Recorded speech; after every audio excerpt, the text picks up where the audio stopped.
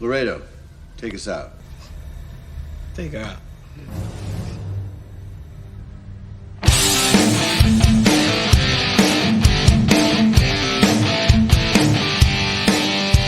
All right!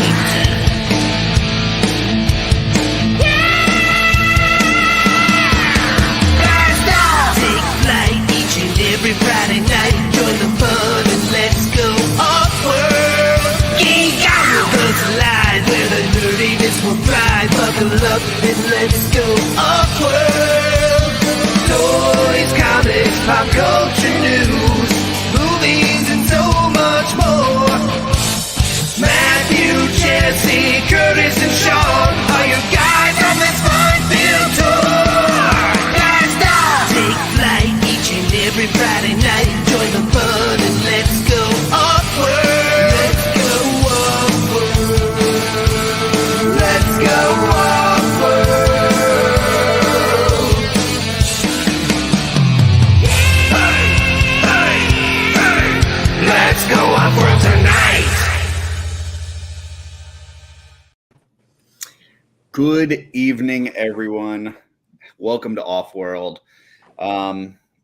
Little bit of business to take care of before we get started. For those of you that are tuning in to see OffWeek and some of the amazing people that we've brought in to interview, I've got to let you down. We don't have them here this week because Dooch decided he actually wants to show up for an off week, but he can't show up on time, which is why I have to constantly interview new folks for OffWeek.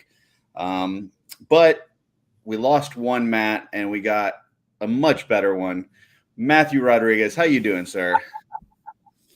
I am well. I don't know if I'll be able to live up to the Dooch's ramblings, but I'll do my best. Well, unfortunately, he'll be here in a second. We'll have to listen to him anyway. So, what about is this a normal Friday night? Jesse's usually comes in a touch late. Is that the deal? Yeah, he has got D&D tonight, and they are finishing up a campaign. So he may or may not be here. We're not sure. Yeah, so we'll see. He may join later, or we may not see him at all. But what we do have is Sean Scavarna. Sean, how you doing, sir? I am well. How are you gentlemen tonight? Doing excellent. We are less than a week, man. We're like in the Legion's Con crunch time. You guys excited? Yeah. Oh yeah. I'm excited. I don't do too many vacation type deals, so I actually took an extra couple days off for this one, and yeah, it's cool when you know what you're getting into, and obviously, last year was my first Legion's Con. And so just kind of setting my roots down and getting a feel for the atmosphere and the creativity and the fun of it. Yeah, I'm excited. I'm excited, and it's going to be a good time no matter what happens. What about you, Sean? I know you've been like working feverishly the last couple months. Just like, man, you're constantly working. How's it going to be to actually take some time off and look at some toys and hang out with some friends and not have any obligations to worry about? I don't know how that feels. I just don't know. I'll let you know when we get there at this point, because like basically my world is it's either work, family, oh, podcast, work, family, podcast every now and then. So yeah, it'll be nice to be in the same room as everybody for the first time in a year. Yeah. And in some cases for the first time. Me and Matt, the Dooch and I have never been in the same room together, so this will be a big event for us on that level. So we had a pretty good run. Unfortunately, that's got to come to an end. So really, you two, because I know your friendship with Jesse runs deep and into the real world, but so Dooch and you have never physically met. No, we became friends because of a giveaway that I did years ago for a She-Ra art piece. It's She-Ra on Swiftwind when the Netflix series debuted, and from that point on, we were talking. So we've been in contact for probably 5 years. I want to say close to it, but yeah, never in the same room. We tried to go to PowerCon, that fell through. And he tried to be at Legion's Con last year, and that fell through for him. So this year, it's like, okay, it's all aligning. We're all going to be in the same place.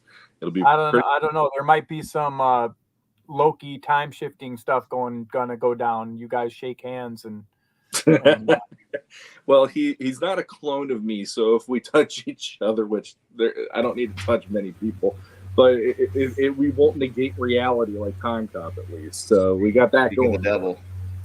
Speaking of the dude, hey, dude, Sean just told me he's never physically met you, and I was just trying to explain that you're actually taller in real person. Yeah, we've had lots of phone stuff, lots of video stuff, but yeah, we haven't actually. I don't know how you'd put it in layman's terms. Been in the same bathtub. What's that? You haven't been in the same bathtub? We have definitely not, but I'm definitely working on it. So, yeah, I mean, yeah, actually, him and Jesse, I have not physically met. So, I mean, my mom cooked you dinner already. I can't believe did. that happened first before you met this guy. Yeah, yep. That was good dinner too. Joe says long distance relationships can work. They can. You know, sometimes they're better. I mean, yeah, that's what I was gonna say. We're gonna talk to Sean next time and see if he is now disappointed after meeting the douche. So, well, I don't. The thrill is gone. Yeah. I don't. It's no secret. James has talked about it lots of times, but Matt, you're around back in the He-Man.org heyday. And, James Etok and Zadok Angel were like the duo. They did all the filmation stuff. And James has said like they finally on a holiday that, he came over to US, they finally got to hang out and like they stopped talking to each other after that because they just it didn't work outside of their work, They but I don't think hips and that was it. And that's what's weird, and that's why there's the levels and the layers of these relationships that like I absolutely love all of my friends within the toy community and within Legion's community and PowerCon and all this stuff and Michigan fan group. And then you get to know everybody on a personal level, and then you're like, wait a minute, like all we have is toys. Like all we have is toys. Like when I see somebody randomly on the Cabal or like in the groups post something about sports, I'm like, wait a minute, or like Curtis will like do something about the Raiders. I'm like, wait a minute, some of you guys like enjoy sports too, because I'm like at moments I feel like I'm the only one. Well, I'm a Raiders fan, so I really don't enjoy. He doesn't. I mean, they're paying 2 coaches not to coach them right now. Yeah, and it's well worth the money. I would chip in on that to get them not to coach. So yeah, I mean it's interesting. You talk about the layers of friendship. It's like I love podcast Matt Rodriguez and I love in person Matt Rodriguez, but keyboard Matt Rodriguez, man, that dude, that dude sucks. It's almost like one of those celebrities that has people that runs their social media for them. Like I wonder sometimes, is there somebody running Matt's account that's not him? So I don't know. I actually will not respond to that. I actually wonder how many burner accounts Matt Rodriguez has, just to support his own opinions. Right. How many mini Pete Sans and how many That's the funny thing is you guys think I have time for that. Like well, you got time to put Kevin Costner memes together, so I think you're all right. Yeah. You're doing okay. Can't send me the relevant pictures until 20 minutes before showtime, but yeah, we've been fucking around hey movies all day. Okay, first of all, I'm gonna ask people their opinion on 90s movies. I'm letting you know, you need to find whoever made those lists in general and just let them know.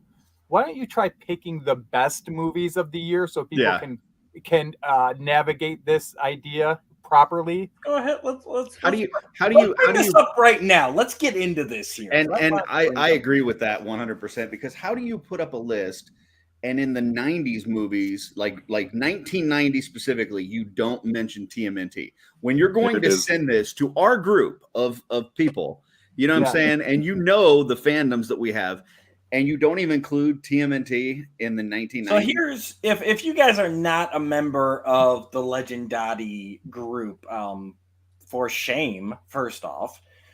Secondly, get over there and join it. Thirdly, this is what these boys are talking about. See, I spent.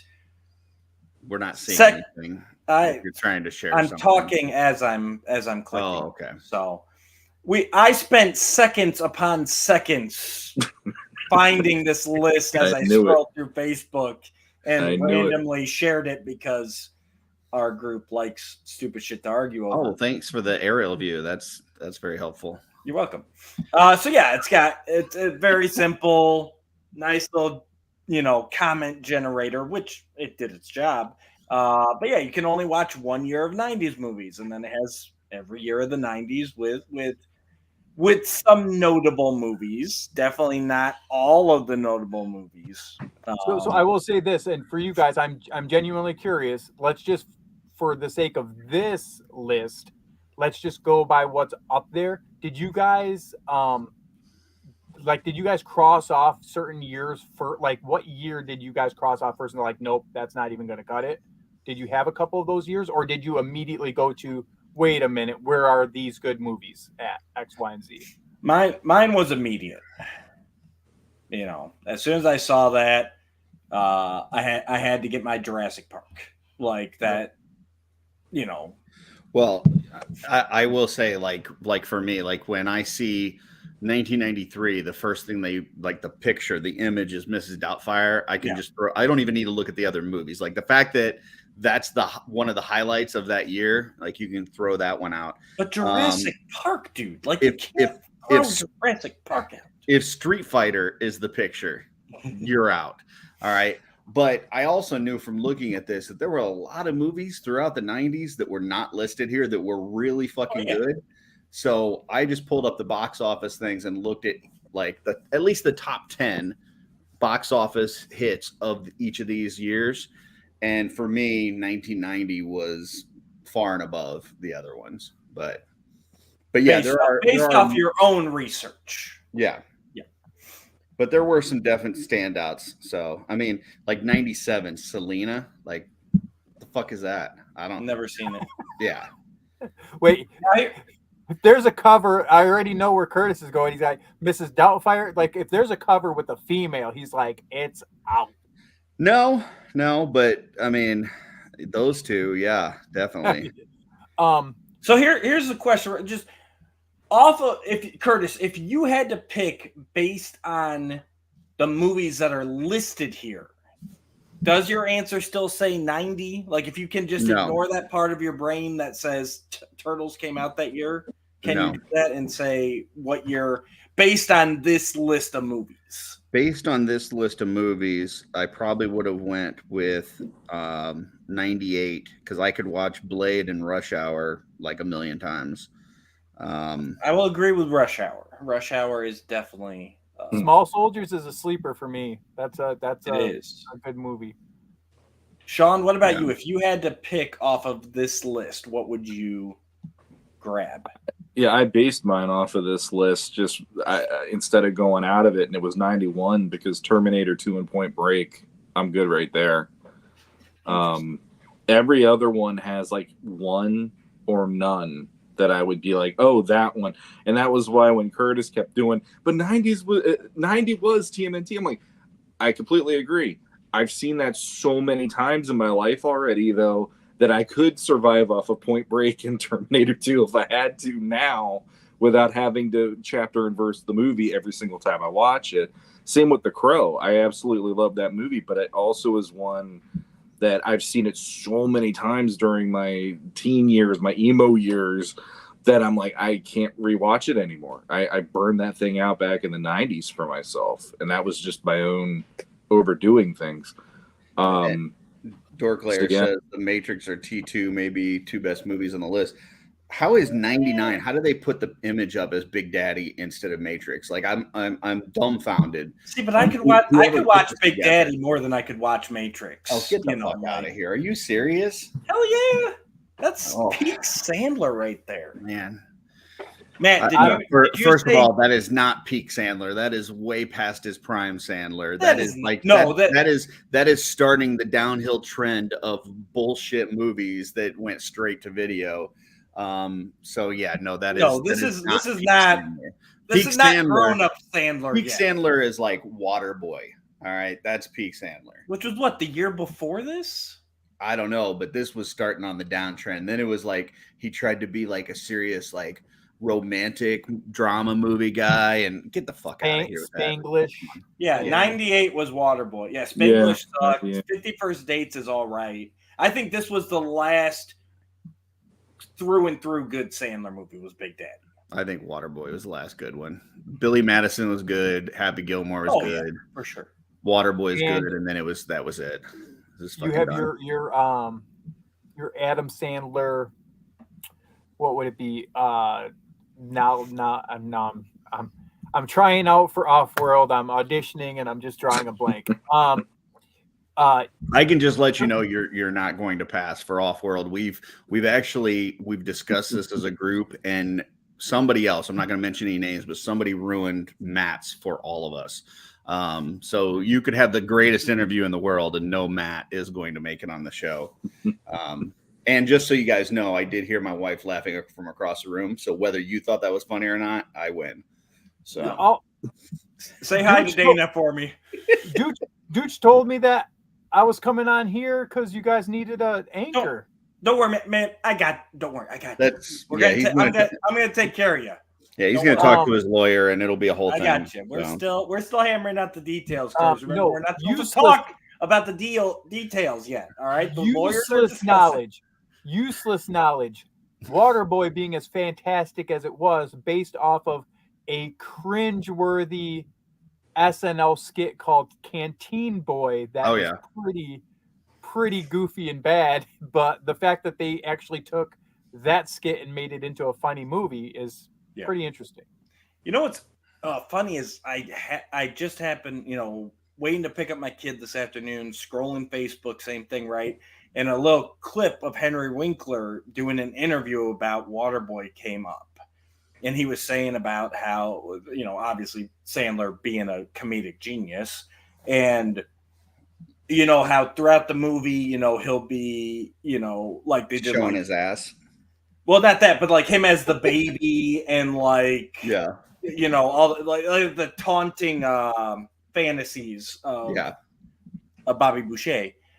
Like he said hardly any of that was scripted. He said they just did like a day where like Sandler and the writers just like came up with shit and he did it. And he said like there's a ton of like alternate stuff that never made it to the movie. That's awesome. That's cool. He said he didn't even know about like the high heels and like the talking on the disconnected phone. Like they just came up with that like on the day type stuff. And he was just saying he's like I'm just good to roll with it. Speaking of Henry Winkler, did you know that Len LaGuardia is like a huge Fonzie fan? He like army builds the Mego Fonzies. That does not surprise me. Yeah. That fits. He's got a bunch of them, and every time that he's at a show, he continually looks for more of them, and hits people up if they've got a Mego Fonzie to add to his collection. So nice. If you see one, just let him know. Absolutely. Well, we got derailed right here at the beginning. Normally we go through pickups. We haven't done pickups yet. We haven't done that. So let's take this crappy image off the screen and that was taken from the News 4 chopper. And let's see what everybody's got. We'll start with Sean. Sean, what you got to show this week? Absolutely nothing. I failed everyone because next week is when I hope to have things that I'll show the next time around. Sean has depression to show. Yes, I didn't get anything. Dude, you got anything to show? Absolutely nothing. I am trying to be a good boy here. Well, I'm glad I started this segment. So. Yeah, we got Leland's Con literally a week from today. We'll be hugging and tubbing and buying lots of plastic that we don't need. Okay. Matthew Rodriguez, do you have anything to show us? Anything that you picked up this week? Nope. I have Wow. You guys suck. You guys Turtle- suck so Turtle Best Stray hard. segment of the paperback night right here. and, Very nice. a loose Waterworld action figure. I like it. Let Which me is embiggen a- you so you can show Which that is off. which There is you go. a repainted Robin Hood figure. Let's see. Yeah.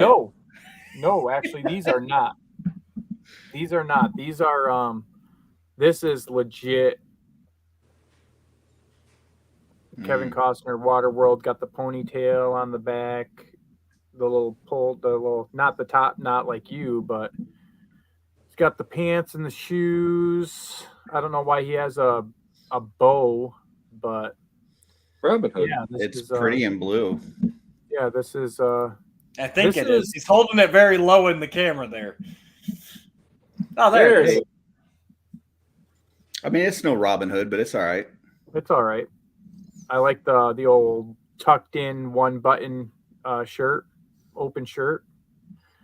I like the So, little yeah. arrows pointing to the crotchal region. That's Yeah, landing strip. Yeah. yeah. He's the man, but that we'll save that conversation for another day. All right. Well, I knew that we actually had a show tonight, so I opened up a couple of figures so that I would have something to show. So first off, I dug into my reinforcements and I opened up the Silverhorn Sentry. I will say you're not going to hear this very often, but I was wrong. I did not really feel like I I am cared for going this to figure in the Clip that. And voting. I'm gonna have a shit ton of fun with that. I did not really care for this figure at all, and having it in hand and just looking at the metallic green on the trim and stuff is so cool. And then on the helmet, like it is just a really cool figure. I still am not a big fan of any of the hood figures because it's hard to get them to stand a little bit or get them into cool standing poses. But this figure is fucking awesome, and I was sleeping on it. So once again, so Dooch can record this. I was wrong. Yeah, I grabbed that wave thinking, there's a couple I want, I'll get rid of the other ones, and like I can't decide who I want to get rid of. Like I don't know. Like they're all they're all really appealing.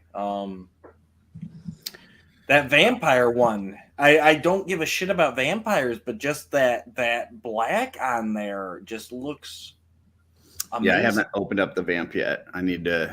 I try to save a little something so that I have something to show each week when we do this episode and we do this segment. I don't just like blow my whole load at one time and then not have anything to show. But that's my own personal, trying to make the show better. And then I got Master Wang. And if you have not grabbed Wang, let me tell you, I would try to grab some Wang because he's pretty cool. Now, I did replace, he's got like a rubber cloak, and I replaced it with this soft good one because it kind of hampered the articulation a little bit. But That's a big Wang. Like super cool. Oh, yeah, he's a big Wang.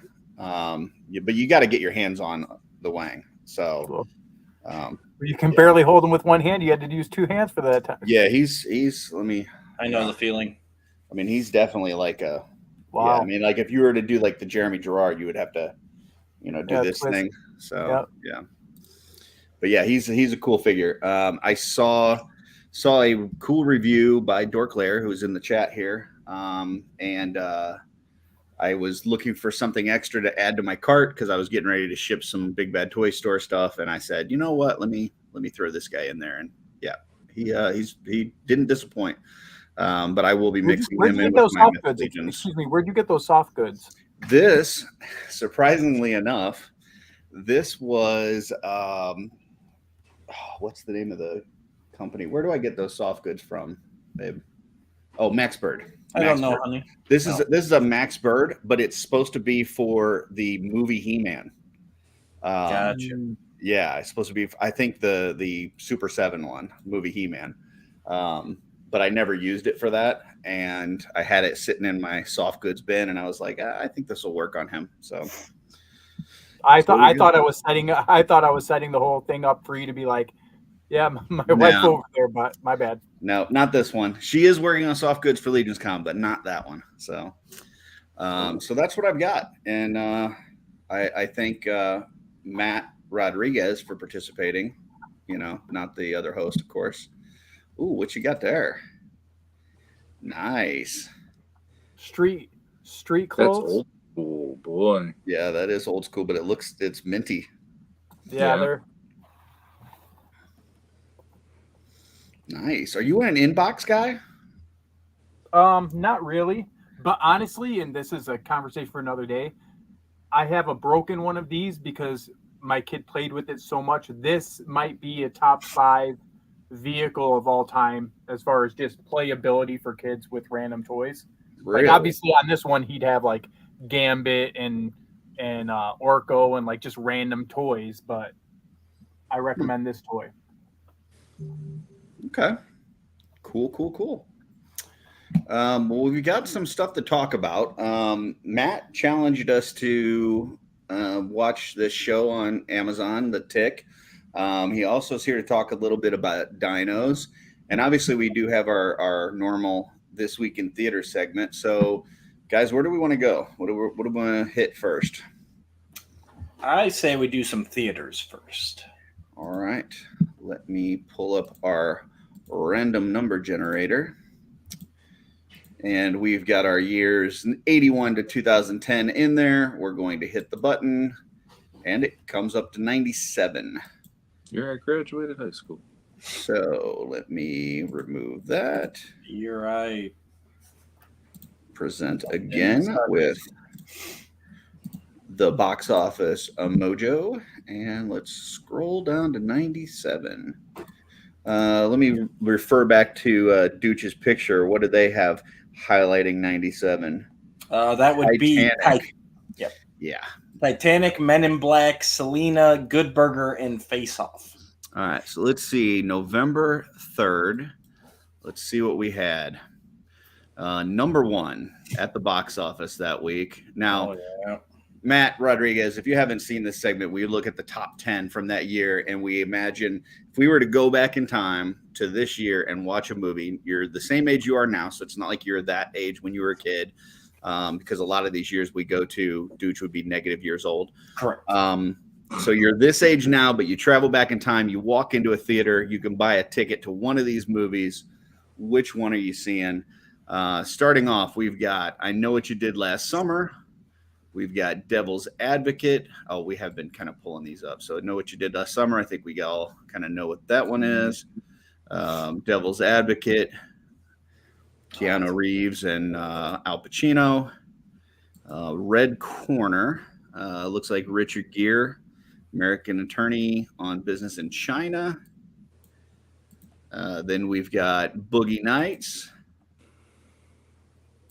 We have got Kiss the Girls, Morgan Freeman, and I can't remember that chick's name. Ashley Judd. Ashley Judd, that's right. Then we've got 7 Years in Tibet. Is that Pitt in that? Yeah, Brad Pitt. Yeah. I've never actually watched that. It feels Fairy like 7 Tale? years to watch the movie. Fairy Tale, A True Story. Then we've got Switchback.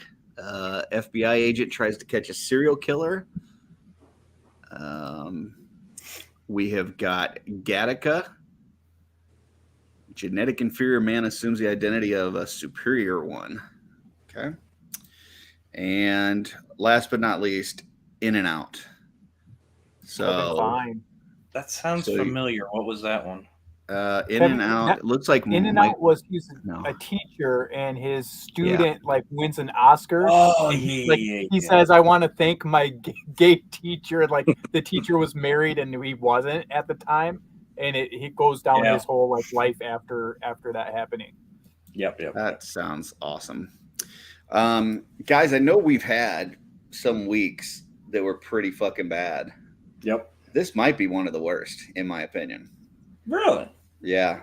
I'll go ahead and start with we'll start with Matt Rodriguez and work our way up because I need some time because I'm not sure on this one. Most likely mine at this age, if I was this age back then, considering I just watched this number one movie with my girls like a month ago, just because we were introducing them to old school horror movies or scary movies that actually, when you go back and watch them, they're not that scary. It's kind of more of a thriller type of thing. That's probably the one. This is our. You started doing this segment, and as you were going through this, I'm like, I hope it's not this crappy every time. Yeah, it's not. No, this is pretty rough week. But we're also hitting the time of the year where, it's like in the summertime. Yeah, there were some really good movies on there. I was hoping that one of those summer movies would have stayed at the box office long enough to still be here during November, but yeah, not so much. Yeah, I think 14 was Men in Black, or when you scroll down a little bit, that one was probably up there for a long time. Yeah, Air Force One wouldn't have been bad. So you're seeing, I Know What You Did Last Summer. Yeah, that's most likely the one that I would probably have seen. Okay. Dooch, what are you seeing? Yeah, I guess I just can't say worse because there are obviously some good movies on here. Whereas I think the last week I was on might have been our last week. I can't keep track. Like there was like nothing. And I actually picked a movie I'd never seen. So at least you got a few things here. But I got to agree. I Know What You Did Last Summer is definitely the standout. It deserves to be number one. And that's what I'm going to go see. And me and Rodriguez are going to share popcorn. Interesting. Okay. Yeah. Sean? Yeah, I'll just join the two of them because that's the only one on here that remotely is. It's like I've seen In and Out too, and that one's probably the second one for me because it was funny, but same with me. I Know What You Did Last Summer. At least there's Jennifer Love Hewitt back in her prime, as far as I was concerned. So. I think a Devil's Advocate for me would have to be second because that is whenever it's a tough week. I love that Sean just like tries to find the best movie with a pair of boobs in it, and then he's like, "That's the one I'm going." Well, it was also 97, so I would have graded movies more on that level than I would have on any other level artistically. So I'm just gonna have to go back to my 18-year-old self. What would you have seen? Which one has boobs? And then sure is not that one. I'll tell you. So now Red Corner. So I'm sitting in the middle with Sean on one side, Matt on the other side of the popcorn bucket in my lap, right? Like this is how we're sitting, right? Hey, Kurt, have you ever seen Gattaca? No. That's the only other one on this list that I have seen, and it's I think Ethan Hawke. And it was pretty interesting. I think I'm going to use the Dooch strategy and actually see one I haven't seen. If I was going to watch one that I've already seen, it would probably be Devil's Advocate. But I think I'm going to go with this Switchback. It sounds kind of interesting to me. And who are those actors? It looks like it is Danny Glover and God, I can't remember that dude's name. Is that Dennis Quaid? Yes, Dennis Quaid. Yeah. So I don't know. FBI agent tries to catch a serial killer who kidnapped his son.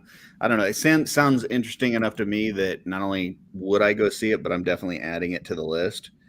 And just as a callback to last week, I believe it was, there was a Nick Cage movie on there, Bringing Out the Dead or something. Yeah, he was like an EMS driver, ambulance driver, and like he was being haunted by the people that he couldn't save or something.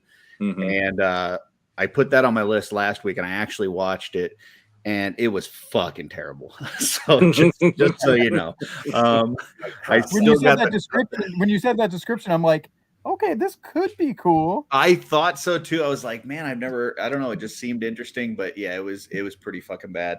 I do still have Tough Guys on the list, which is Dooch and I both thought that sounded interesting from a few weeks ago. So I'll let you know if I watch that one. But yeah, that Bring Out the Dead, I would not recommend. So, all right. Well, that was This Week in Theaters. So far, between the segments of showing the toys and This Week in Theaters, not very impressive. So hopefully we got something a little better in store for you. I think, is it time to do the tick? Because I mean, we want to save our dino load. We can do tick now. Yeah. So I got a message from Matt. I guess it was a little bit over a week ago, and he was asking me if I had seen The Tick. And of course, I thought he was talking about the one from like early 2000s with like Putty from Seinfeld in it. And I was like, I saw it back then in the 2000s, but not recently. And he's like, no, there's another one on Amazon.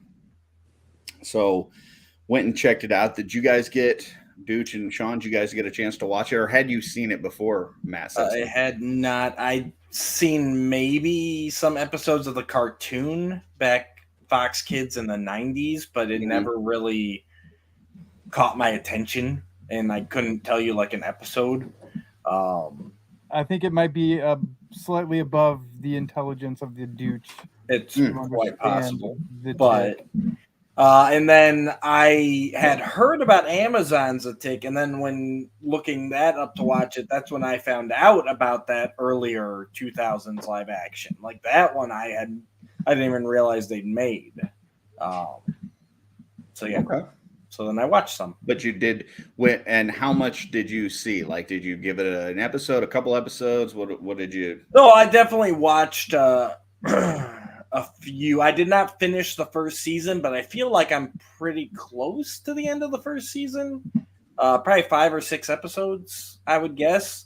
I kind of just let them play during a day off, so kind of hard to tell where actually I stopped. And they're only like 24 minutes each, so it's not a it was really time quick commitment. What about you, Sean? Had you heard of any of these beforehand, and did you watch any? I never saw the cartoon, or I actually didn't see the live action one from the early 2000s either. But honestly, when he brought it up, I was hoping to find that one too, so that I could maybe watch a couple episodes and watch some of this. And I couldn't find it anywhere that was just streaming. Everything was either buy it or rent it, so I didn't go there. But I got up to episode 7 on the first season of this one.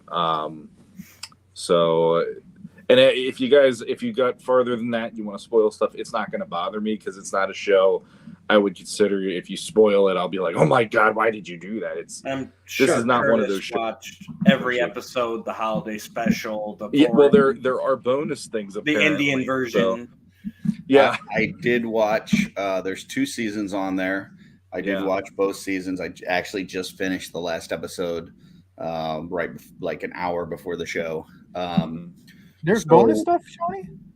I did not see bonus stuff. There is a bonus behind the scenes and a couple of trailers, so it's not really like you're missing much. But I did notice that it kept saying bonus at the bottom of the list. But Okay. So I'll just go first because I've got a little bit of a bone to pick with Matthew Rodriguez. Well, do we want to hear why? Because why did Matt throw this out to us? Sure. Well, Go ahead. Because all he did was send a message like, have you guys seen The Tick? Yeah. I want to try out for 2.0, and you guys need to watch The Tick. And that's all the info I got. I'm guessing you liked it. Very demanding. We got a list of... There's no way that I asked to try out for anything. Okay? Keyboard Matt might have. Oh, gotcha. You're not responsible for the actions of Keyboard Matt? Keyboard Matt's like drunk dialing us or something. Is that what happens? Sean, to start it off, though, for you two, both the old school live action and the cartoon, YouTube, they've got full episodes all day long on those because I kind of dabbled a little bit with that stuff too, just to see the kind of the tone. But overall, so you guys know I run a small Comic-Con in April called Tulip City, and we have our local hero mascot, and essentially it was, well, what if Holland had its own hero for his Comic-Con, and he'd like, if Tick was to visit my area, what would this hero look like? And that's kind of where Captain Tulip came from, just kind of the wooden shoes and the personality and the flower top and everything, and so that's where that origin came from. And so I'm not very good whatsoever at articulating why I enjoy something or I like something. Other than like, for some odd reason, it's just, I get it. And it may be because I'm dumb. It may be because I like goofy things, but for some odd reason, the Tick animated show, I just enjoyed it just for being, and in this world of superhero dramas and end of world Lokis and all this wonderful fine stuff, R-rated, Gen V stuff, and I enjoy all of these different things. There's something about the tone of what the Tick is that I just enjoy wholeheartedly what it is. And so that's why I reach out to you guys, because I know you guys, unlike some of our other podcast friends, you guys like to get a little bit more creative when it comes to the discussions of stuff. It's not all me boobies, you sexy, things like that. It's well, besides Sean, but you guys like to get creative in those conversations. So I would get laughed out of the room if I brought that up on another friend's podcast. Oh yeah, they wouldn't even give it. They wouldn't even have taken the time to listen to it. So So as far as this series goes, did somebody recommend this to you? Did you just stumble across it? Like, how did you come to find out that this was even a thing? So I watched it when it came out a few years back. I had saw that it was in production. I was super nervous because that main actor, he's been in a lot of stuff, but I did not know if he could pull off this personality. And you're talking about the one that played the Tick? The Tick, yeah. Gotcha. And I forget his name's Paul or Peter. Peter Serafian, I think it is. Yeah. He was in Shaun of the Dead. Correct? He's English. Yeah. Or English, yeah. Yeah, he's in English. He was in Shaun of the Dead as the roommate. Oh, okay. Gets turned into the zombie and some other, and he was also the voice of Darth Maul in episode 1. So so he had done a lot of stuff, and I was just excited for it to come back out and for somebody to take another crack at it. And again, I don't want to give away too much stuff, but I mean, I'm just genuinely curious to see how you guys felt about it, because obviously you all have your own individual tastes. But I wanted to know if you guys think I'm goofy for even thinking that it's interesting. Gotcha. So I'll jump in because, like I said, I've been itching to yell at Matt. And here's my thing. Matt Rodriguez, right? Yes. Okay. Perfect. Yeah, I yell at you all the time, but gets me going. Like the part that irritated me with this, because I'm starting to watch it and I was a little confused at first because it starts off a little slow. Like the first couple episodes, it's really focusing on Arthur, which I did not expect because the show's not called Arthur. The show's called The Tick. And so I'm like, it took me by surprise because I'm like, this is really told from the side of Arthur rather than the Tick. And I, gave it a couple episodes and stuff. And after about the second, maybe third episode, it was, in my opinion, it was really hitting its stride. And I felt this like dynamic that these two were forming. And it was really cool because, like, the Tick's got all these powers, but he's kind of an idiot. And then Arthur is very smart, but he has no powers really. And so it's just this really neat dynamic between the two of them. And I kind of fell in love with the series, only to find out that it's already been canceled. And this fucker recommended a show to us that has 2 seasons, leaves you on a cliffhanger, and never comes back to it. And it looks like there's no chance that we'll ever get more. And so that's the part that irritated the fuck out of me, because it's like, what, why would you get me hooked on something that is going to run out and I'm not going to be able to get more of, and it's just going to make me mad. So you're welcome. Yeah.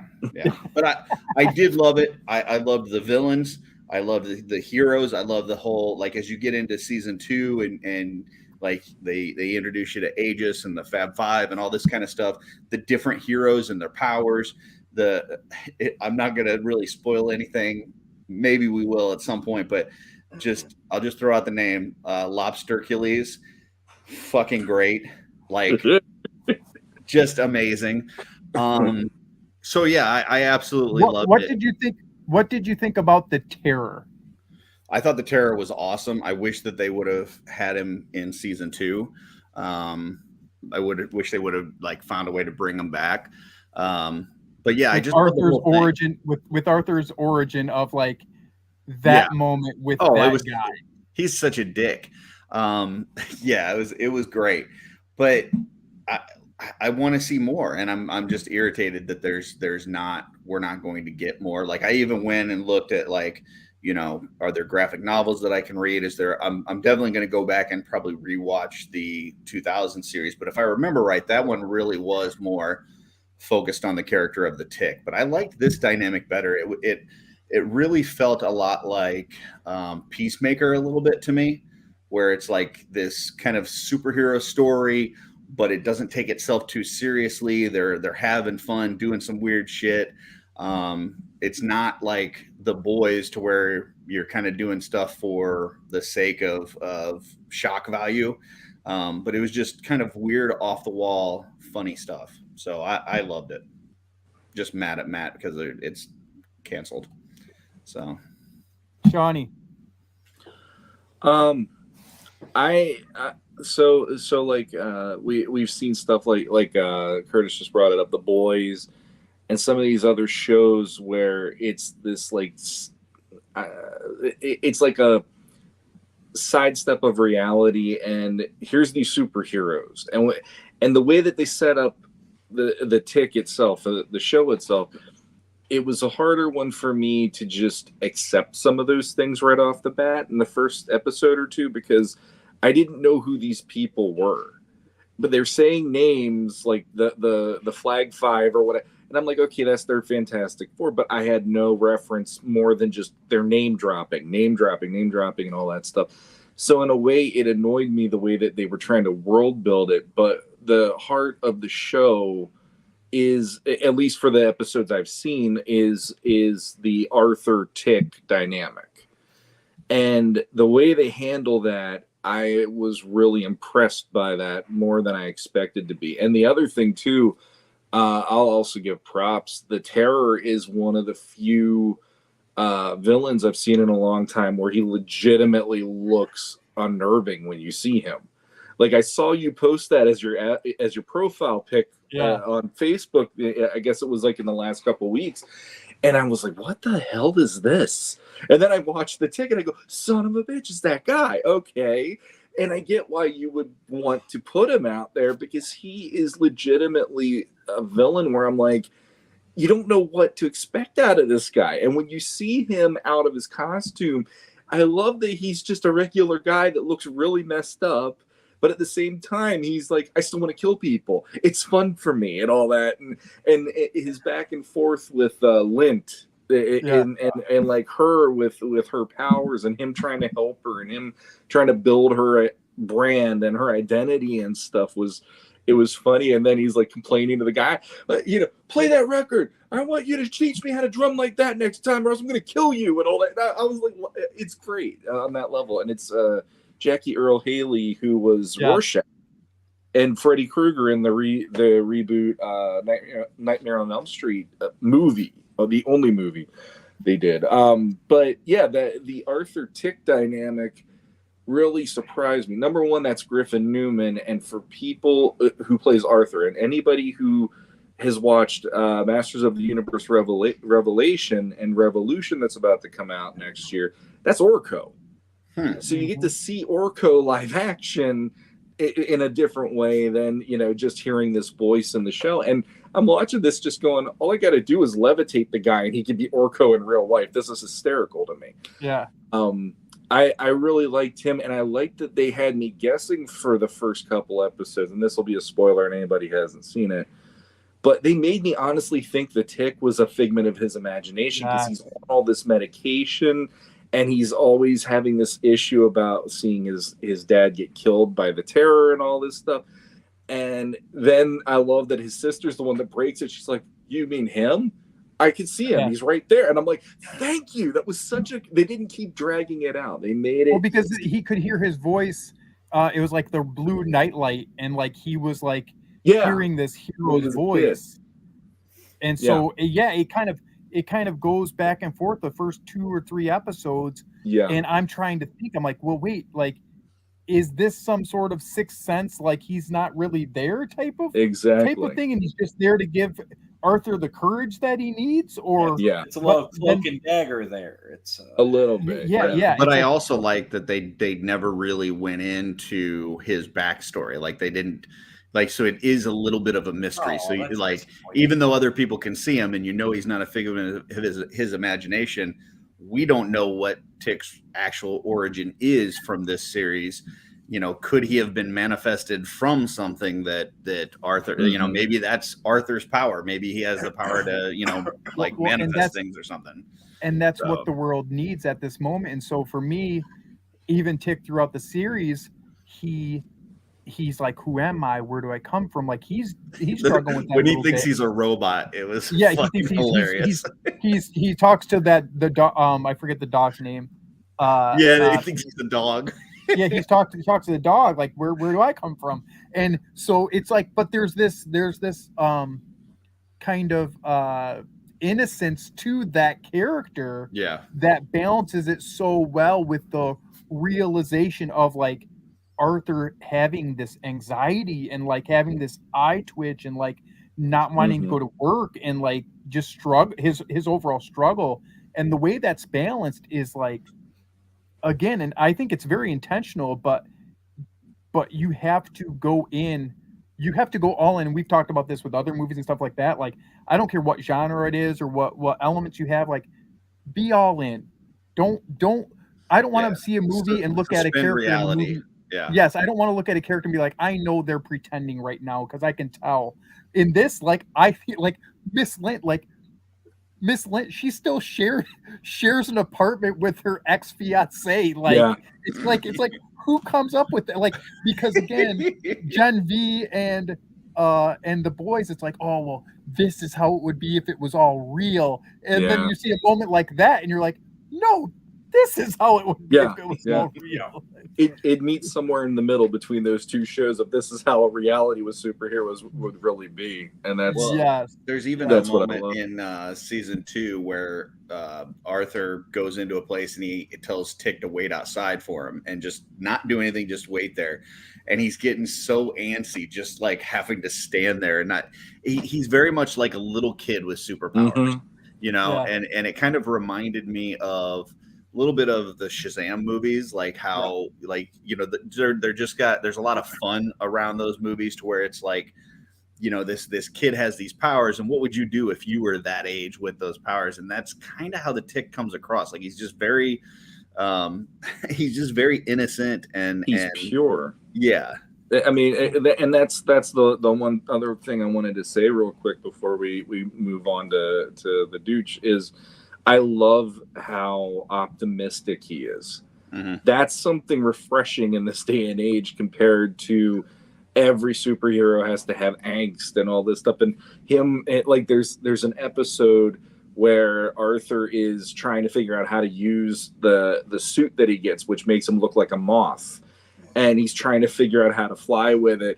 And the Tick's like, maybe it's his chance to spread his wings and fly and all this stuff. And it's like he is legitimately trying to be optimistic and put some self-confidence into his buddy, while his sister is like, no, don't do that. You know, she's always trying to pull him back. You have to be safe and all this stuff.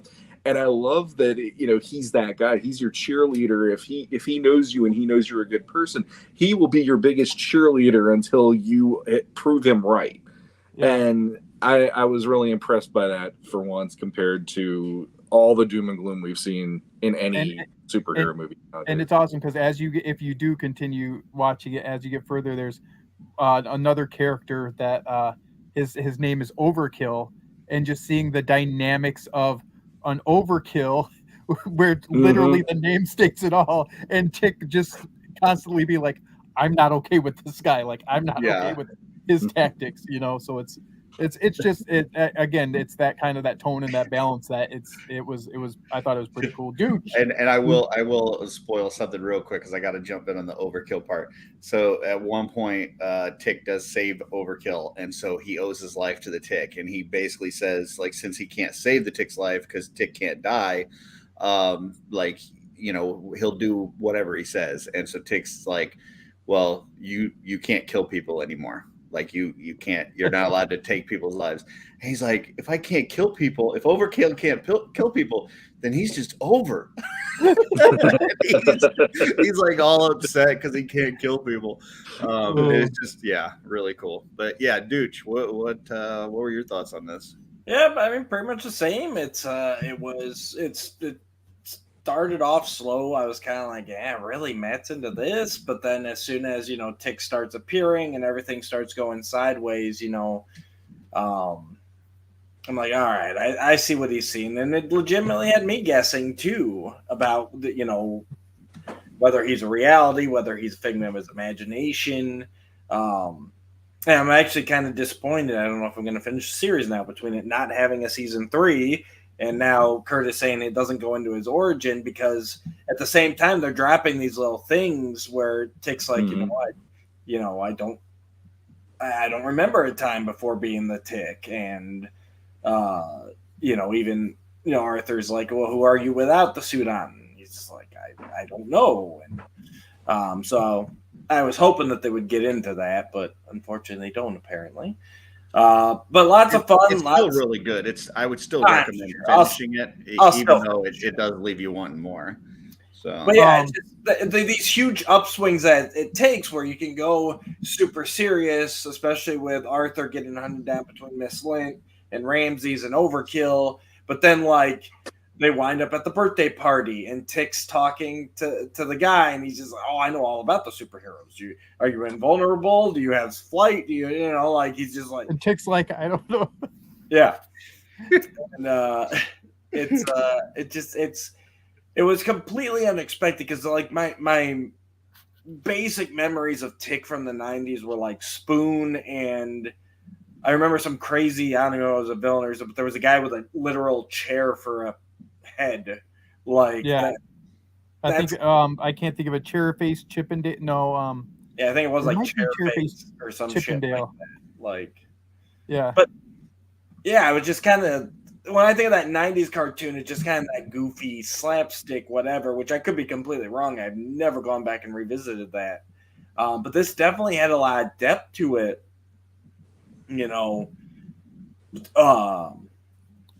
So there's one more eating his ice cream, yes,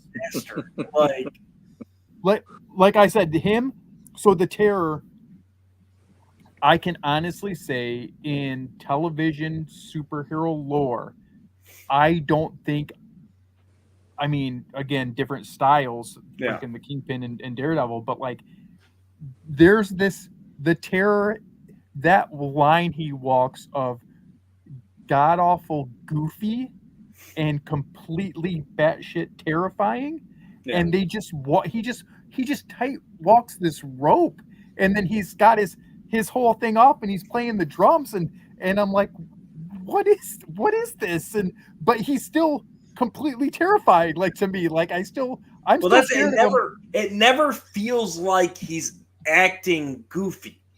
Yes, but some of the stuff he does is hilarious. Yes, but that's just him, and that's the difference between style writing. Is you'll have somebody say, "Oh, well, I want Curtis to fall down the stairs," and then that's what makes it funny. Yeah. But so it's that action, but no, Curtis is what makes it funny. The action isn't. And so seeing the Terror, his personality, do things that are kind of silly, it's it makes it even more terrifying. That this is just this guy. And even Miss Lint, this element of her being a super badass villain, but still having this introspective outlook on, or this just her overall aura of not being sure of herself because of her power, because it gives her static hair and lint all over her clothes. Her dealing with her insecurity issues from being teased, growing up and everything, and trying to be authoritative, but she doesn't have. And she's going nuts, and then her ex, all he says is, "Do you need me to get you a towel?" or something like that, and she just goes, "Yeah." Between that and she loses her eye, and they're just Yeah, she's so relatable, but she's also a complete bitch. Like, Yeah. I think I you guys did like nailed it with that. Like, this is what superheroes would be like in real life. It's like, I yeah, I'm a like- villain, Yeah. but I still have relationship issues. Yeah. Like, I'm Yeah. still trying to find the right guy. And then you get to season 2, and there's a guy that like stretches, and there's another guy that has like a third nipple that has powers, and like people have to hold his nipple in order like him to teleport Yeah. them places, and it's like, what the fuck am I watching? But it's funny. I like it. What's up, Sean? I it's- like that part when Lynn is she's using her powers against the tick, Yeah. and then the eye shoots out. He's like, "Watch out! She shoots eyes!" Yeah.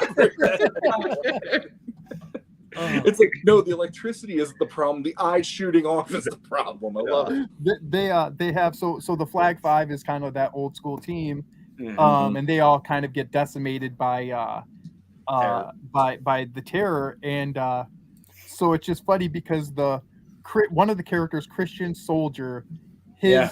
sidekick dog, and the dog's name is Onward.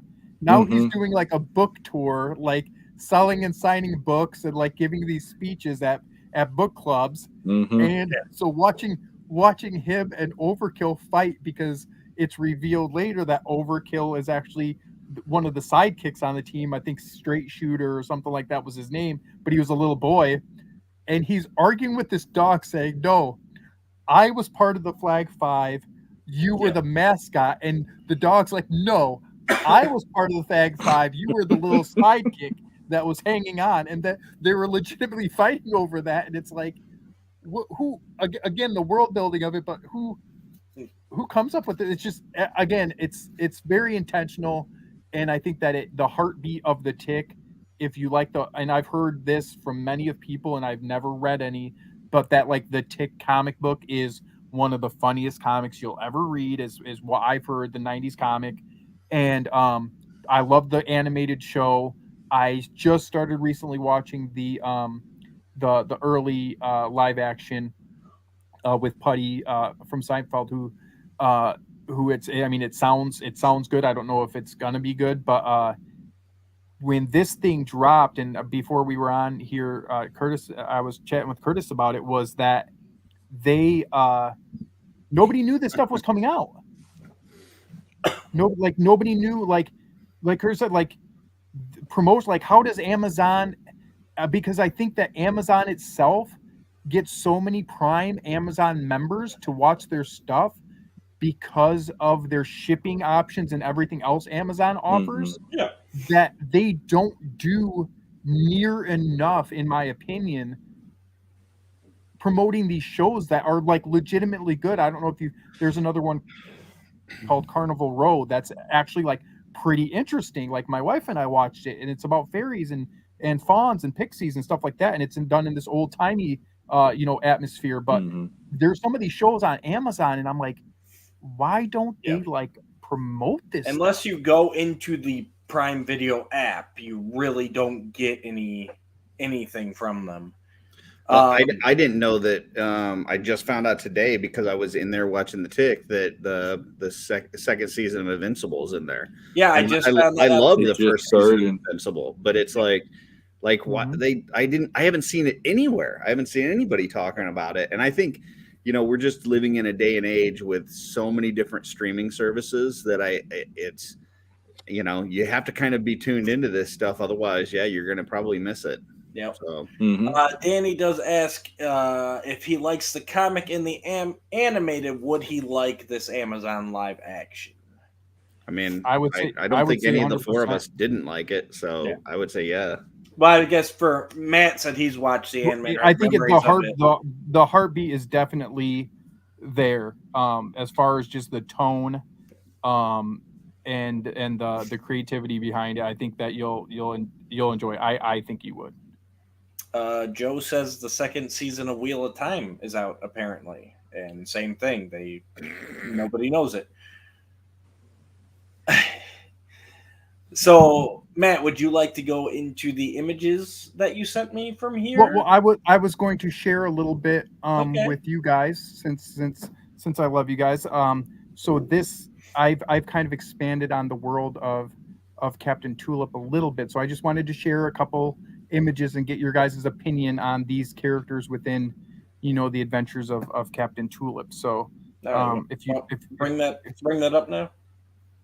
if you would like to. So yep, we have the Adventures of Captain Tulip. A lot of you guys have seen this image. We can scroll through. I'm gonna get Captain Tulip. He's got the shoes. He can jump really high with them. He's got his staff with the flower, the power that shoots out of that. Kind of goofy again, a cross between Batman and strokes it a little bit. Batman and Captain America style. Continue.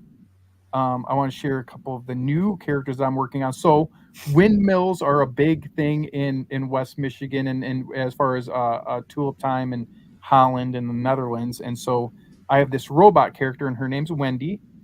And she used to be his assistant, but she's now his assistant was dying and he had to save her. Wendy. So he turned her into a robot. So this is Wendy. Let's continue. Oh, we're continuing. Yep. That's okay. Wendy. So we have a restaurant around here called Russ's, and it's like this small podunk restaurant, and this is kind of a little Dutch boy costume. So I've got little Dutch boy, and he's got his little slingshot. Well, you're gonna keep going. Sorry. You're good. Were you done? Yeah, we'll talk about Slingshot Boy. Slingshot Boy. So, anyways, and I'm like, oh, would it be funny if he ends up dying, blah blah blah blah. So continue. This is kind of a creative one that I've been working on. It'd be funny if he died. No, it would be funny if he disappeared. Let's say he disappeared and then a villain came up. So Matt likes killing kids. Got it. So I've been working on this guy, okay? And south of us in Holland, we have this area called Saugatuck, and it's all sand dunes, and it's a very sand dune Lake Michigan kind of area. And I was messing around with this stretchy character, and I'm like, wait a minute, what if he doesn't stretch, like his power isn't stretchy? What if his body can become sand? So it's an unlimited amount of sand he can become, and because his costume is enclosed, it actually uses the costume to keep him together. So think of the old school Stretch Armstrong toy itself. Like if we were to cut this guy in half, the sand would spill over. So that's where again he's learning to control his body, and people assume he's a stretchy guy, but he actually is just sand. Continue. Quick here, I just want to point out, I do like how, and I know you've been working on it for a while, but I do like how you've got him with the stretchy, but it is like lumpy and not uniform, like a Mr. Fantastic when he stretches is all, Yeah, this guy's still figuring it out. Like he's pushing the sand to push his arm, like right.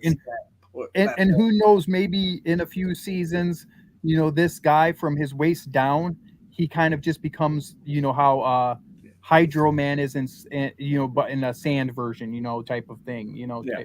So continue.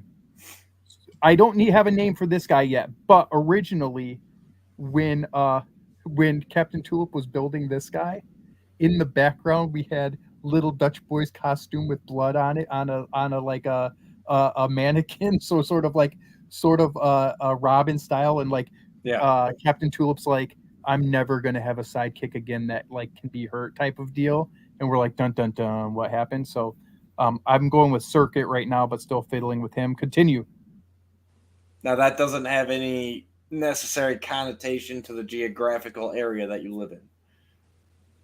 No, this was he's going to build a robot because his sidekick got murdered. So Perfect. Thanks for bringing up a murder of a child. Okay, so whoa, why'd you skip that other one? No, this is the one I skipped by accident. I double-clicked. You want to do Nutty? Okay, so this one I made for Pete. This is Nutty the Muskegon Muskrat. So I wanted a villain. I wanted a villain to the north. So Muskegon is Pete McCarthy's Comic-Con. So I made him a specific muskrat villain for Captain Tulip to fight. So that's who that guy is. But he becomes a good guy later on. Let's face it. All the bad guys become good guys. Boring. Continue. This is the next one. So this one is creative, and I want to know your guys' opinion on it. So these two, if you go to this one, to the next one, If I got them. these two are based on the stone statues that kiss each other, the little Dutch stone statues. And in the Dutch communities, they're all in the front yards of people. And I'm like, okay, these two little freaking kid statues that kiss each other. What if I made gargoyle characters, but within Captain Tulip's world, like these magic statues that come to life to like kick butt, but then they have to like turn back into little goofy statues again. I probably should have included the statue picture because it would make a lot more sense, and Sean wouldn't have a puzzled look on his face. But these guys, these guys are stone, and they come to life. I actually knew the reference, but I just had an itch. Sorry. Oh no, you're fine. So you know the reference. I was You know the puzzled. I reference. had an Okay. itch. Okay, so I'm not crazy. You know the reference. No. Okay, good. Yeah, we know it. So I get those it. are the little clomp, the clomp kids. They're called. Her skirt does like a little like Princess Peach, Mario 2 floaty kind of deal. You know, they kind of kick butt and be little annoying freaking kids, and then they turn back into stone, and they get mad because people think they're kissing, but they're probably like cousins in real life type of thing. You know. Yeah, you know, Michigan. So, Anything goes. So do you guys, in your opinion, think I have enough to make a comic book for the Captain Tulip fans of West Michigan with this stuff? Oh, 100%. Yeah. Are you talking about like a one-off like for the con? Or are you talking about like an actual series of books? If I had enough money, I would make a series, but just because of how much it costs to get art done and stuff like that, I would most likely treat it like a one-off. Yeah, I mean, if you did one of those introduction to the world, if you did one like each year at the con, I think that would be really cool. I think that'd be perfect. And yeah, you could slow. I mean, you've got a base cast of characters there, and then for year 2 you add in another villain or something like. Do I have any other? The only critique that I would have is the Dutch boy looking one, and then the two they look very similar. I was gonna say I thought the clump boy was like another version of little Dutch boy. Yeah. Okay. So change or tweak, try to tweak that stuff out a little bit. Okay. Okay. Yeah. My question about the clump kids was going to be, since they're supposed to be like these little statues, are you going to make them little characters? And it looks like you are. If this lineup's supposed to be size accurate. Yes, this lineup is size. They are, 7 to 9, 8-year-old kid, type of thing. Where little DB, he's probably like 15, 16, like starting to get a little taller. I think you could even go. I kind of think you could go even a little smaller with the clump kids and make them like garden gnome, like stature, where they are these like little, they are actually those statues. Yeah, and they come to life when they're needed. Interesting. Yeah. And I love the flower staff. That's really cool. I actually I want one of those for a figure. Oh, I thought you had to put your lips on it. No. A side note with the toy world, they who is it? Chris has his 2 demons that he dropped at PowerCon, and he's going to have some different ones at LegionsCon. I've been talking to him about renting tools out from him to do and if I have to have a couple unique shoes and a unique head and a unique top to the staff, if I'd be able to possibly do kind of a one wave of 1,500 Captain Tulip action figures, using that buck, and we've been kind of discussing that. So that's cool. Cool. Yeah. Was there any more pictures or no? That's all you sent me. So. Okay, perfect. That's exactly what. Well, I just wanted to know if I had the blessing of OffWorld to make a comic book. So. I like it. I really enjoy your art. I like the the Podcasters of the Universe. They've done a couple iterations now of the creative figure contest. Yep. And people throw their submissions in, and then you draw them up. And that's probably my favorite part of that whole contest, is seeing your versions of everybody's character. So this kind of reminds me of that, and yeah, it's really cool. Thanks, man.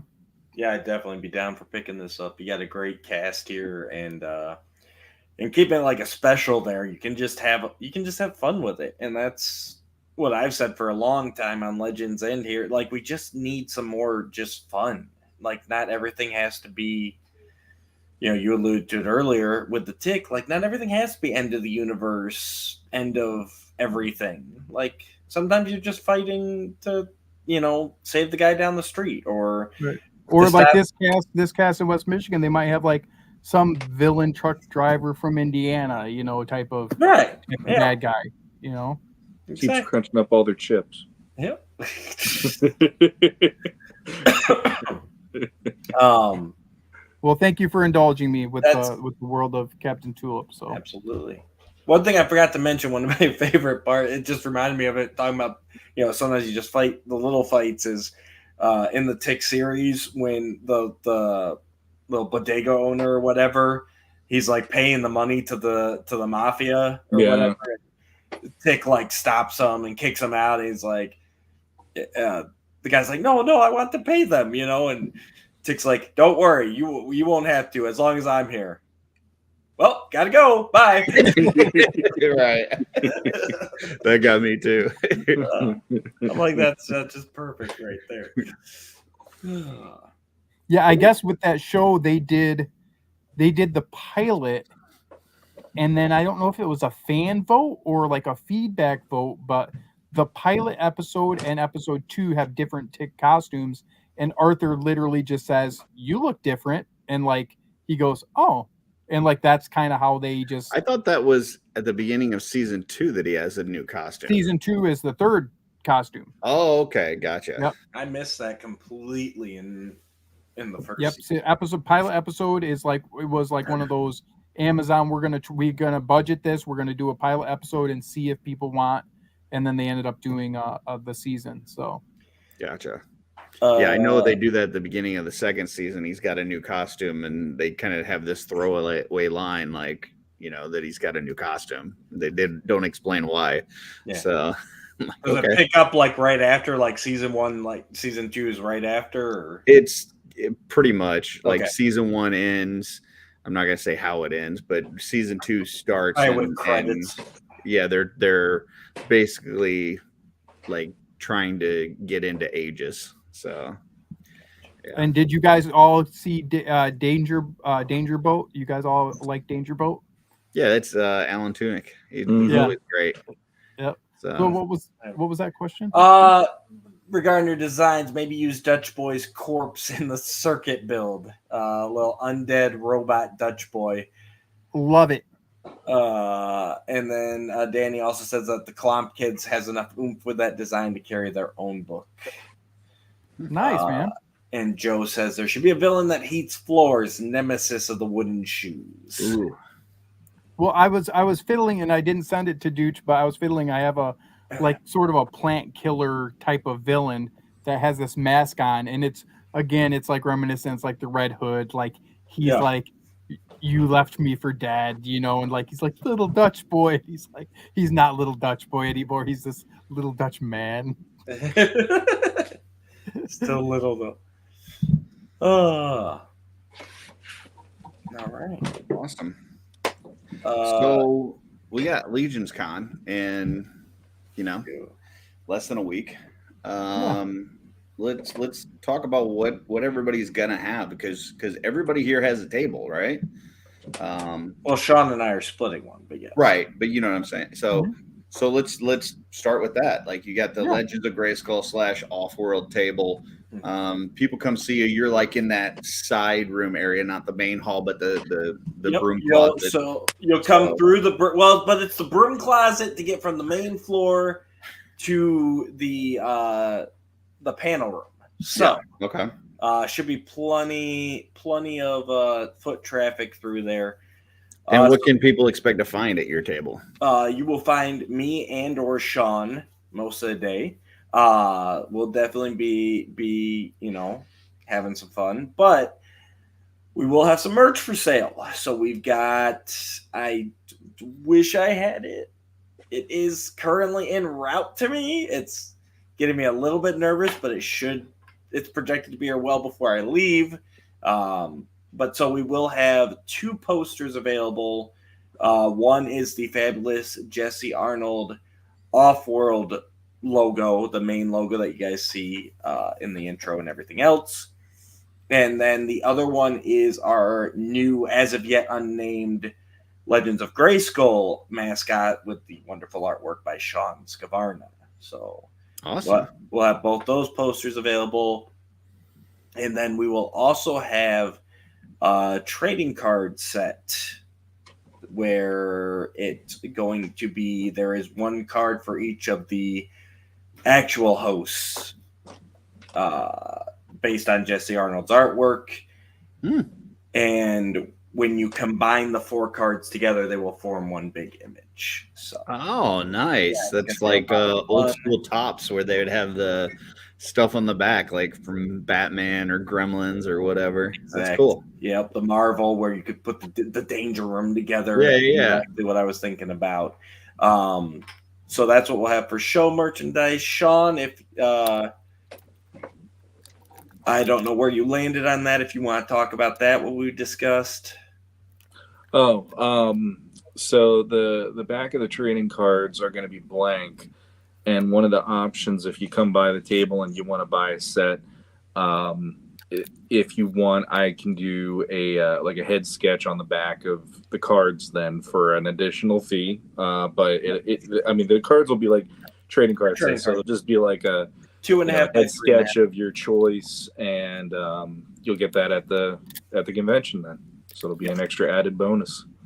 Beautiful. On top of that, I also have plans we'll run some giveaways from the table, and then we will have the mic set up so that we can interview. So, guys, even if you don't want to buy our cool merchandise and help support the podcast, still stop by. We can ask you some questions, and we can release I don't think we'll be able to go live because what I'm hearing is the Wi-Fi in there was pretty spotty last year.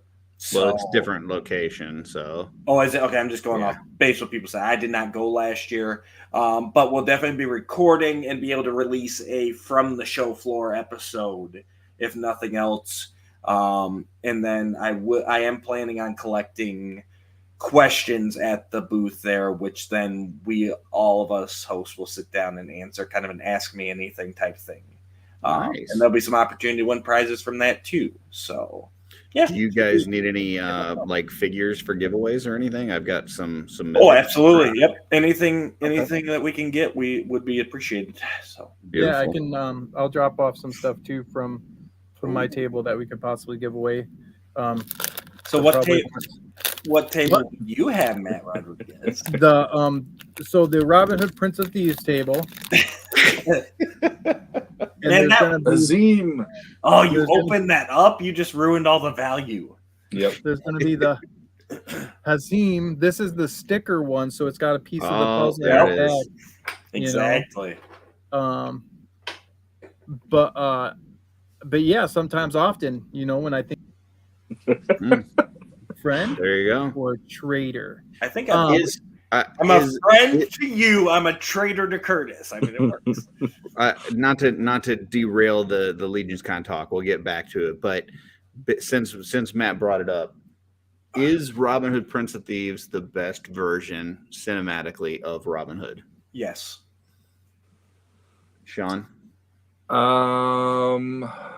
It's got a lot of strong point. For me personally, yeah, I would say, and then I would go Errol Flynn. That one's a little cheesier with the dialogue and some of that stuff now, but Prince of Thieves kind of has this vibe about it that I really dig. Yep. And Alan Rickman. I mean, friggin' Alan Rickman and the Michael Kamen soundtrack for that movie. That theme song is one of the most heroic theme songs I've ever heard in my entire life. Mm-hmm. When that opening, when that movie opens and you just start hearing that music, if you're a 10 to 8 to 14-year-old boy watching that movie, so I would say yes, if the only knock you can have on a movie is that he can't talk like he's from England. I'm like, screw that. Like if that's your only knock, like Um, which, and again, I love like just the lore of Robin Hood. I mean, obviously, like I like Green Arrow, I like Errol Flynn, I like the cartoon, the Disney cartoon movie with the fox. Like, I definitely like all the iterations, Yes. but as far as just him putting his hand up, like I'm a 10, 12-year-old kid, and I'm watching this guy put his hand out there, and he's not afraid. And this guy 2 seconds ago got his hand cut off, and you watch the fake hand Yeah. fly in the little rope. And then I go and put it up. I don't need a rope on my arm. Yeah. That's like, This is English. that's like, Kurt. exactly, 100%. So Yeah. there's just too many moments in that movie. I have to watch that movie through the eyes of a child, and like the same thing I was explaining. I think Pete recently said that he hadn't seen Tombstone, Yeah. and a few years back I watched Tombstone with Levi, my son, when he was 12 or 11. And like, if you want to watch a boy's heart turn from boy to young man, sit and look at him while he's watching Tombstone. Like, this movie like changed my kid's life, you know? And so it's one of those movies that I definitely think has enough like heroic, what is it? It's an adventure. I don't even consider this as I forget who I was even talking to this about, but it's an adventure movie. And they don't really make adventure, like none of these superhero movies to me are adventure movies. Like this is an adventure movie. Yeah, Well, it felt epic as a kid. Who didn't want to live in that Sherwood forest? Like that was amazing. They had all that. Every little kid wants a black best friend. Come on. Exactly. Jesus. The thing, like the summer that came out, they played the Errol Flynn movie on PBS, and I remember watching it before I went to see Prince of Thieves. And the sword fighting in that is amazing. The Errol Flynn, Basil Rathbone stuff is top notch. I'm not gonna lie, but like, there's one moment in that movie that I'm just like, I'm watching a movie from the 40s. It was him doing his speech to everybody in Sherwood about how they're going to go after the sheriff and how they're going to take the money. And it's just, well, man, are you with me? And he had this like can-do vibe about it. Yeah. And I remember watching that, and I looked at my mom, and I'm 12 years old watching this movie going, that would not motivate me.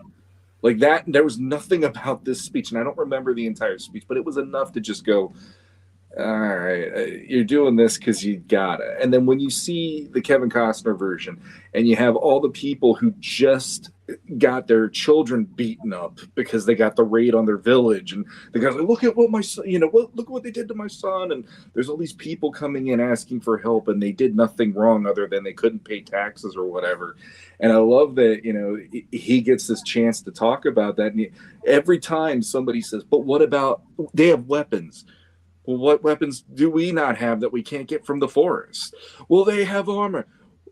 What child can't find the chinks in a piece of armor? Seriously. And but they got our property and they got our kid. Then by God, we take it back. And I'm like, like that made it. This guy looked at it in a way where you're looking at the situation and going, you're looking at all the reasons we can't. I'm telling you the reasons we should. Yeah. And that was so leadership heroic to me as a kid that I was like, I'm inspired just seeing that moment. And then when you see them making all the stuff after that, you see them crafting the bows and the arrows and making the swords, and you have the theme song kick in. It's like, holy crap, was that motivational as hell? It very much has a Moses vibe to me. Like I watch 10 Commandments and I get the same kind of thing. Like he just leads these folks out of slavery, and like they're still like bitching at him that like, well, what are we gonna do for food, and what are we gonna do for this? And he gets them through that next thing, and then they're complaining about something else. And with Robin Hood, it kind of feels that same way. It's like, like he's standing up for these people, he's trying to protect them, and yet they're just complaining about it. It's like, just shut the fuck up. And icing on the cake, Will taking out the knife, and as he's walking away, he throws it, and then you turn and there's the arrow just goes through his hand, and like as a kid, you're just like, I want to be him. Like, even on top of that, like one of the other moment that I absolutely loved, and it's like that big moment in the movie, is when they're all about to be hung at the end. they're about to be hanged or whatever. I'd be motivated by Amen. But I love that where he's trying to save everybody and Will's the last one and he's like trying, no, I'm sorry, it's Wolf. It's Little John's son.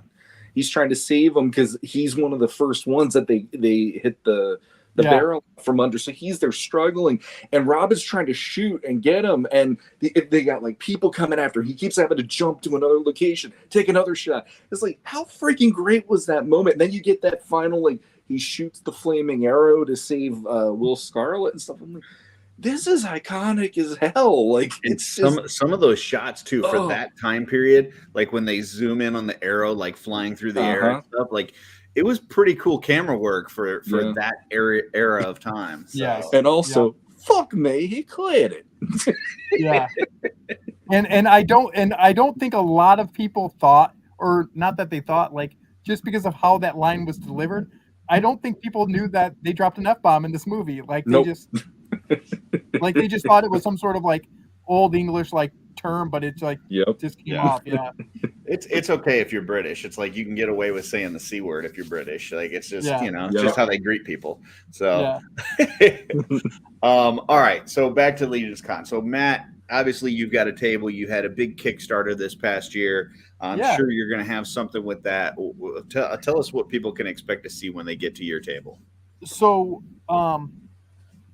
we are like cutting it super close. So I have a couple things I want to drop on your fans first and foremost, and thank them for the support just verbally on online and everything. But so we are trying to work out like so many things with the toy line itself, and everything's still on schedule. But I'm learning a lot about production of toys, and so for instance, a lot of people bought those little head packs. So the head packs are going to have the heads and the necks of the dinosaurs, and they're in the red color scheme. So if you bought a Vasapo, you're going to be able to switch it out and have 3 extra heads and kind of make it your own version and everything. It's going to match perfectly. And so as we're looking at the numbers on the back end of what we sold them for, what the cost is to produce them, we're working on packaging art right now and the size of the packaging. I kind of dropped a little, like, I'm looking at the numbers and I'm like, well, how much extra would it be to like have all of those, include all of the helmets? So not only the head and the neck, but you get the face mask of a Rhydor, but it's in a blue color because that Rhydor head is red because you got the royal head pack. And so working out the numbers and the details with that stuff. So it's going to be really cool that as these things go into production, we're going to have 1, 2, or 3 little random things that weren't actually included in the Kickstarter, but those Kickstarter backers are going to get. And then we do have a reveal at our table of a new figure as well. So this last PowerCon we revealed Venusia, and now we're going to reveal a new character, and we haven't yet to drop his name, and so that's going to be kind of a big thing for that weekend for us. Is it like Curtis Saurus? Is that kind of what you're thinking? Or okay, close. No, they already did the big dick neck, so we have a new helmet, and it's just in the shape of a top knot, like it's just on top of the neck. Yep, just right on top of it. So that's going to be a reveal, and with that one and the other thing is too, we have essentially a new tool of weapons that we're working on adding to the budget too. So now I'm looking at, Big Bad Toy Store put it in order for a certain amount of money, and I'm like, holy cow, this is awesome. Like now I can fund like the next 2 figures. And so we're definitely not going to do 5 large scale figures every wave. Like obviously that's not something that I would support myself just because it's a more expensive figure. But since we already have these other 2 in line, and then the other thing that I was going to say too is, so at the table we're going to have more comic books for sale. Nate's plugging away at the box art, the outer sleeve We got dimensions of the boxes, so it's just a lot of behind the scenes stuff that has been like this learning curve of how to talk to a factory, them sending samples, this glow in the dark, is this what you meant by translucent, those types of things, because obviously we said we were doing a certain thing. So when the factory comes back and says, oh well, we could do this, I'm like, no, like I told, like it's going to be semi-translucent and it's going to be glow in the dark, like, so this is what we're going to deliver them. So they're trying their darndest to get us samples before Legion's Con. So this is like, we're literally the past 3 days, I'm talking to the guys over there. They're like, we're going to ship them out. We're going to do it as fast as possible. It's going to be expensive as heck, but I think that it would be really cool if we had those first samples at Legion's Con, because Legion's Con's where I revealed the first paint masters, and the team behind Legion's Con, and the Four Horsemen, and obviously there's a lot of love and support behind Armies of Ashmore that come from the world of Four Horsemen Studios and the Legion's community and the Cabal. Your guys' crew, Wolf King Customs crew, a lot of, so it's really cool. It's definitely overwhelming. I will be completely transparent in saying that these groups and these small toy brands that have staff, like, oh, that'd be so nice. Like it's just such a labor of love. And I mean, I know it would be paying people in the future for work they're doing currently, but it's like this consistent, like, this is becoming more and more real. We're on schedule. Everything, people are buying more figures. I'm trying my darndest to get this freaking stupid backer kit thing. Like, if there's one thing that I'm never going to do again, it's a backer kit. I don't know where I was going. My kid walked in, and so now he just saw me being really cool talking to a couple nerds on my laptop. So he's super impressed with me as a father, obviously, right now. I'm sure. Totally looks up to you, and everything. Hey, Levi, you want to watch Robin Hood in a little bit? Tombstone? Waterworld? Hey, whoa, turn it on. He said you were watching a movie. Turn off the lights. So, for a couple questions. So, one, when can people expect to start having these in hand for the people that put in on the Kickstarter? So Kickstarter, you people are going to be the first to get your figures. That's something that I want to make very clear as this gets closer and closer, just because day one, ground one, I've said this till I'm blue in the face, you can buy them for, I think they're $69.95 on Big Bad Toy Store. Like, they're going to be for sale different places. People are going to try to flip them this next year, 2024. I wanted to make sure that they're just Kickstarter backers are going to be the least expensive you will ever be able to find these out there, just because of the limited quantity and the production, and you guys supported me since the birth of this line. So so that's March, like that's when we're like due to deliver, is March. That's still the plan. We're just wanted to make sure that all this stuff gets tidied up from the factory side and these samples, and because we messed with a new joint on the arm there, and making sure that bicep swivel works. And then I did send them the paint masters. They sent me back the pictures of the paint masters. And so again, learning curve, I'll tell you this. They're like, well, they're stuck in customs. And I'm like, why are my figures stuck in customs? They're like, well, we don't have the paint masters. They say more taxes due. And I'm like, telling the factory, I'm like, what do you mean more taxes due? Like, I went to the post office. I gave them the address. They told me how much it was going to cost. Then it gets over there. Like, oh, well, you weren't supposed to put in that they were worth the money that they were worth. Like, now they think that this is super, this costs a lot. They want to collect more tax on it. And so I'm like, well, I was supposed to put that this box this big is worth $5, like, and then it wouldn't have cost anything extra. So different little things like that like, I'm like, okay, well, I didn't know that. I'm like, these are my paint masters. I want these back. I hope they're not lost. And so then they take pictures of them and they sent me, okay, they're all here. And like I'm looking at like Rydor's like pinky's broken off. It's just sitting next to his hand, and like someone's foot broke off, and then one guy's missing a horn. I'm like, but part of the deal. So they're going to be painted exactly like they are. So hopefully we do have samples. I think the samples are just going to be they're not going to be the deco is not going to be correct. We might have a couple samples of translucent stuff, maybe a cast bar, but most likely not.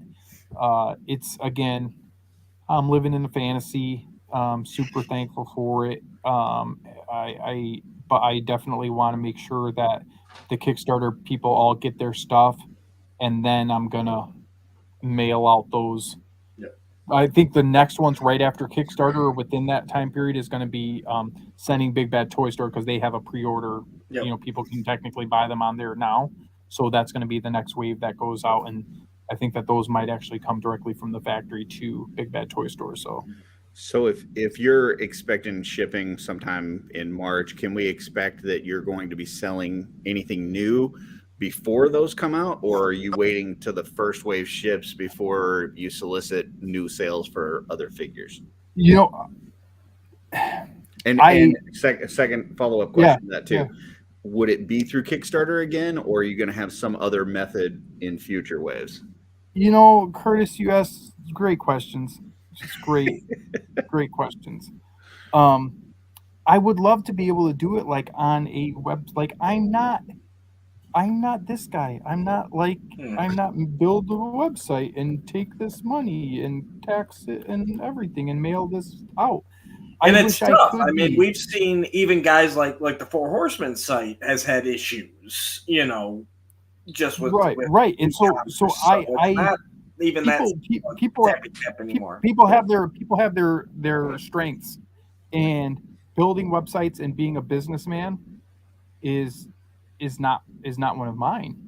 I make goofy characters, you know, and name them after friends. That's what I do. And so random people that I've never met as well. You get that old lady to buy that Corolla that you rolled back the odometer on. Yeah, you've got many talents. Oh man, I could tell you guys a freaking story about selling a car. Jeez. Oh. So I mean, it sounds like, you know, you had a new reveal. You're gonna have another one. You know, probably after delivery of wave 1 before we can purchase. Yeah. Is that what you're thinking? That it's I would lean towards that just for my own sanity, because I don't want to have all of 500 people calling me about the quality control of, you know, I'm going to make sure I put an upside down. It's going to be a cup of water line drawing with the Bronto's neck in it, with the Bronto's head in it. And I know what you guys are going to think it looks like, but it's going to look like what you think it's going to look like. And it's going to say, put this in the hot water before you pull on it hard. Nice. So if everything goes to plan and you know, no major QC issues, no major problems, whatever, at what point do you feel like we would get other characters from that line that are not the dinos? Like if I want to, half man, half tank, like, am I going to have to wait 5 years, or is this no? I would say once this kind of, we find this rhythm, where it's definitely not going to be a rhythm like, I don't know, the Four Horsemen, but it seems like every a month and a half they're releasing stuff, like, which is wonderful for them. But if we find this rhythm, I would almost say that the next wave would be, every 6 months I would be able to say, hey, this stuff's coming in the pipeline. This is these new 3 characters plus a new large scale beast, a brute scale figure, using this buck, that type of thing. Or if we could come across, if I can work out a design with some friends at a customs place, and some podcasters, and if I have like a heads pack that could be called OffWorld, and 3 heads designed that are just kind of like this cool set of heads that, you know what I mean, type of thing, where Yeah. I think that'd be really cool. But being, trying to sell cars for about 55 hours a week, kind of crams in the creative brain side of things. And Sean, you shutting your mic off because you got people screaming at you? Pretty much, yeah. Oh, I'm listening. no, Don't worry. I was guessing. So Um, I've just got one more question for you. Sorry to bombard you, but when I knew you were going to be on, I wanted to, get the questions I thought people would be interested in. So that's why you're you and he's him. Okay. So the last one I have for you is, with everything that you've talked about, the things that you've learned with, dealing with customs, with the factory, with paint samples, all this kind of stuff. Are you still having fun? Is this everything that you expected or hoped it would be? It really completely is. I mean, that first time, and I will have these, they're called fine cuts. Mm-hmm. So they're loosey goosey figures, but I had them for PowerCon. And so people are like, oh, well, can I touch that? And I'm like, I'll pick it up for them and show them that it's loose, but you can kind of fiddle with it. When we first got those in the mail, I was just like, it's cool. And yeah, it probably would never be at a store, like, oh, you see these in the toy aisle. But there's definitely an element of like meant to be sort of thing, where I've always this is kind of what I've always wanted to do, was create, characters and toys and comics. And could I be further along one of those avenues much further if I would have focused in on one of them and not let my brain kick in like it does? But now it sort of seems with Captain Tulip, Defenders of Eden, Providence, Providence File, Project File Providence, excuse me, Modern Wonders. Like, I have all of these that they've been slowly going up and up and up and up. And now within a year, I'm going to have 3 trade paperbacks, 2 waves of toys, and 2 successful comic book conventions. So it's surreal and super nervous to me that I'm getting to a place where I'm like, well, I might be able to make this work. I might be able to do the dream, know? And when you say the dream, are you talking about this would be your full-time work? Like there would be no selling cars. It would be just this. That would be, I would hope some to be my overall goal would be to take my creative vision and be able to make a living off of that. So that's not even just this stuff, but that's oh, dude, even though you said you're going to pay me for a logo, I'm going to do this logo for you, or, different things like that. But, just overall, I love feeding into people creatively. And so, even so Curtis is an example, you have that awesome art by Ackerman logo, and I remember when you were looking for stuff like that, I wish I had the time to invest in my brain to do that 100%, because I'm all about sketching that stuff. I'm working on, Muskegee for Pete, and then we have another buddy, Matt, he's looking for a logo because he's kind of doing customs now more and selling stuff.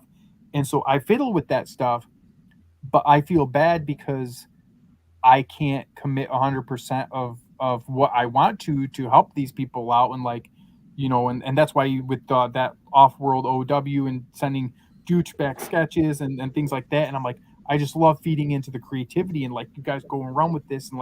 And that's why even talking about, the tick, it's oh, I want to feed off creatively, think what you guys think about this stuff. And, when you're around goofballs that just like to be goofy all the time, I absolutely love it. But then I need to step back from that every once in a while and get that kind of creative, discussion out, and then I can go back and talk about, how wonderful my wife's breasts are, because everybody knows, Gotcha. Well, we'll anytime that you need to pop on here and let us be your creative outlet, we'll be here for you. So I appreciate it. Yeah. And you I believe you did make a post that you have an exclusive shirt at Legion's Con, correct? Thank you, Dooch.0. You know what? You're like, dude, you're kind of like Tosh.0, but not funny. Like, now that I'm thinking about it. I'll take it. No, but yeah, we're going to our wonderful friend Len LaGuardia again. This dude is talented, wonderful man. Pretty easy to help carry back to the elevator when he's a little tipsy. Some guys are not easy to help back to the elevator. He was an easy one. He is gonna have shirts for us there at the show. So we're gonna have a blue sapphire and an ice gray, I believe. I feel bad because apparently some of the fans like the black color shirt, so I might be able to do a wave of black shirts, but that's still in the works. Yeah, I think that's it. I'm just super excited. And I hope, and honestly, if you guys don't mind, I would hope that maybe the OffWorld crew could be there when I reveal my figure, just to kind of show you guys the cool next figure that we're going to be showing off. So absolutely. Do you know when you're doing that? Probably like at Legion's Con. Okay, Well, perfect. I kind of figured that, but like Friday during setup, sometime during Saturday show. You know what we'll do? Most likely we'll probably do it Friday during setup because then I can actually like enjoy the reveal. Mm-hmm. Because I know Saturday, sometimes it can get into like, especially with what I do, I go into autopilot where like I'll have 4 sentences that I say, and I say it to about 100 different people. And it's not a bad thing. It's just like I put on the smile. I'm like, yeah, this is the new this is here. This works with this. Now, if you notice that this is the same as this. And so Friday night would probably be the best time to reveal that. So maybe especially with us all being at different tables and everything. That'll probably be the well, broom closets as well. We'll be over there. Yep. Very nice. And I don't know if you guys noticed, but so speaking of the man, the myth, the legend, this is actually the official Field of Dreams logo. Oh, nice. And after I made my kids and my wife watch that movie, they went to the field. They did a trip out west, and that was one of the stops. And they said the field and the experience going there was much better than the movie. Did you watch? I know like a couple years back they actually did a major league game there. Did you watch that? Yeah. It's they do one every year now, I think. Oh, do they? Yeah, it's cool. And I never knew that was a short story. That it was actually a short story. I learned a little bit more about the history of it. But it's definitely like my girls are like, this is a dad movie. Like they're like, this is just a dad movie. I'm like, yeah. Yeah, I could see that. Beautimous. Well, Dude, any other questions? No, I think I'm good. Any questions at all? Well, I was just going to ask Curtis if he wanted to talk about his table because I think he has a table as well. So. I do have a table. I'll be honest with you. If you want to see what's at my table, Jesse and I did a special last Saturday. It's on YouTube. It'll be a lot easier if you check that out. We went through both of us on what was going to be at our tables with pictures and descriptions, but just a quick rundown. I will have some painted heads. I will have some customs. I've got a couple Mondos that I'm trying to unload so that I don't have to ship them or bring them back. And then my wife has got some stuff that she's been working really hard on, and I'm most excited for that stuff because my stuff, if I have to bring it home, it just goes right back in the collection. It's not a big deal. Yeah. But my wife's been working really hard on some capes, some 2.0 and 1.0 capes, as well as some dios. We got 6 dios that she worked really hard on, and I think they came out fantastic. So excited to show those off. But like I said, if you want to see all that stuff, check out that special on the Just Shelda channel, and you can see what all is going to be at Jesse and I's table. So nice. For tables, because I'm at table 9, he's at table 10. So kind of when you first walk in, there's got like two doors. The one door goes directly to the Four Horsemen. The other door kind of hits us like right away. So pretty decent spot. So That's awesome. yeah. Very nice.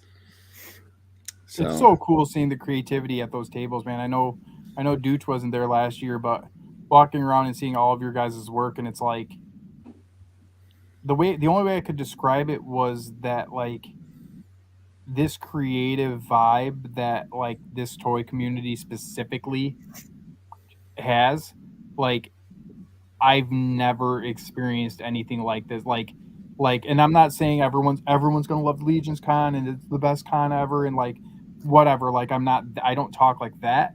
But as far as from just a creative cultivating standpoint, and it all is rooted in what the Four Horsemen represent, in my opinion, that like you'll have three tables in a row. Each of them have similar heads or some of the same heads that they got from Wolfgang or got from wherever, and like everyone's just there to like just be creative and have fun and sell like it's incredible. Like it's absolutely incredible how responsive and professional everyone is, and just like not, what is the term, like not like you don't have to like, it's not competitive. Yeah, maybe it's not competitive in that traditional con sense. So that's where like you'll have like one con will have Legos and then two tables over here will have Legos, and like you can tell that they're just like they hate each other. You know? Yeah. And like this thing, like those people have head and they're like, dang, you're almost out of yours, I'm almost out of mine. Like, and I'm gonna try that paint application next time. Yeah, a lot of what I see at Legion's Con too is like, you know, you'll see like, I don't know, LeBron will go over and buy a head or two from Noah Pratt, and then Noah Pratt will come back to LeBron's table and get a couple from him, and so like creators are buying from other creators, you know. So it's not only they're not competing with one another, but they're appreciating each other's work. And you know, I was on a show the other day. Jesse talked me into getting on Toy Domination, and I'd never really checked out their channel or anything. But a couple of really great guys, Joe and Dom, on there. And they had me and Jesse and Dan Tobin on there. And, you know, they were just amazed that, you know, basically between the three of us, me, Dan, and Jesse, that we're all doing these customs and amazing paint jobs that they were showing and stuff. But, you know, upwards of, you know, 3 years ago, none of us had ever picked up a paintbrush or done any of this stuff. Like, you know, and it really talks to this community and how welcoming it is and how creative the community is, to where you get in here and you want to do that stuff. Like you want to, you know, mess with some photography or mess with sculpting or painting or whatever. And then, you know, the fact that the Horsemen then, you know, embrace creators like yourself and people that are coming out with other IPs, and you could celebrate those things at that show. You know, that it's just a really interesting vibe within that Legion's Con that, you know, like you said, like, I mean, you would think that, like, I mean, obviously the Horsemen did sculpting for you, but they've got like AWOC in there. They've got, you know, Glyos in there. They got these other lines. You would think that they would kind of, Plunderlings, that you would think that they would be like, oh, well, if people spend money on those guys, they're not spending it with us. Like, they're our competition, but they don't see it that way. It's right. You know, so it's kind of from the top down that attitude goes through the community. So yeah, absolutely. Beautiful. Sean, any other questions? I'm not usually the question guy. I just want my figures because I really need to play with them. Yeah, Sean wants to know where his shipping notice is. Where's my shipping notice? There you go. I actually did get a notification today that my Grave Knight wave shipped. So that's cool. Get some more Cosmic in here soon. So we're going to have to set up a Armies of Ashmore cabal so people can just open up with their whole, where's my shipping notice? How come I didn't get mine yet? And all that stuff, and it'll feel like normal for a lot of people. We do have a defense. It's weird because, like you said, when Curtis was asking about like when the next wave comes out and stuff like that, obviously it's not intentional that I'm like a complete jackass and not like very like pushing forward with this whole thing. I'm just letting it like happen. But because there are so many other independent toy lines that are like next thing so fast, like I feel like the odd man out because I'm not like that. But like also I completely understand most of those guys, they're quit the jobs full time, they're in it. So I get it 100%. It's just I'm not there yet. So I'm just I mean, it's letting this not happen. unusual nowadays to see a line come out, and you may have 2 or 3 waves solicited before the first one ships. Right. So the fact that you're kind of taking this slow and learning the the environment and all the different manufacturing stuff and everything speaks a lot to your desire to make sure that once we get these in hand that they're the right way that they should be. They're painted correctly. They're, they move correctly and all that kind of stuff. Yeah. So, yeah. 100%. Yeah. We're going to, I think that's the right way to go with your first wave. Get it out there first. And, well, like you said, the Horsemen now, they are at the point where they can just stack pre-order on top of pre-order, but that's because they have years of a library and, a strong, solid history where we know what we're going to get. And I know we're going to get amazing stuff from you. Even they're running into some issues now because they've got so much stuff coming in on a regular basis that they're running out of room. And that's partially why they had to move G-Con to the hotel, because they don't have room in so even but those orders are getting out faster than they ever have. They're getting out fast. But I mean, to your point, though, even somebody like the Horsemen that have been in this business for a long time, still have the occasional logistical issues. So the fact that you're doing this slow and careful is really cool. So no, I appreciate it. Yeah, it's sometimes I feel bad because I mean, obviously, with anything, people are, hey, how are the figures going?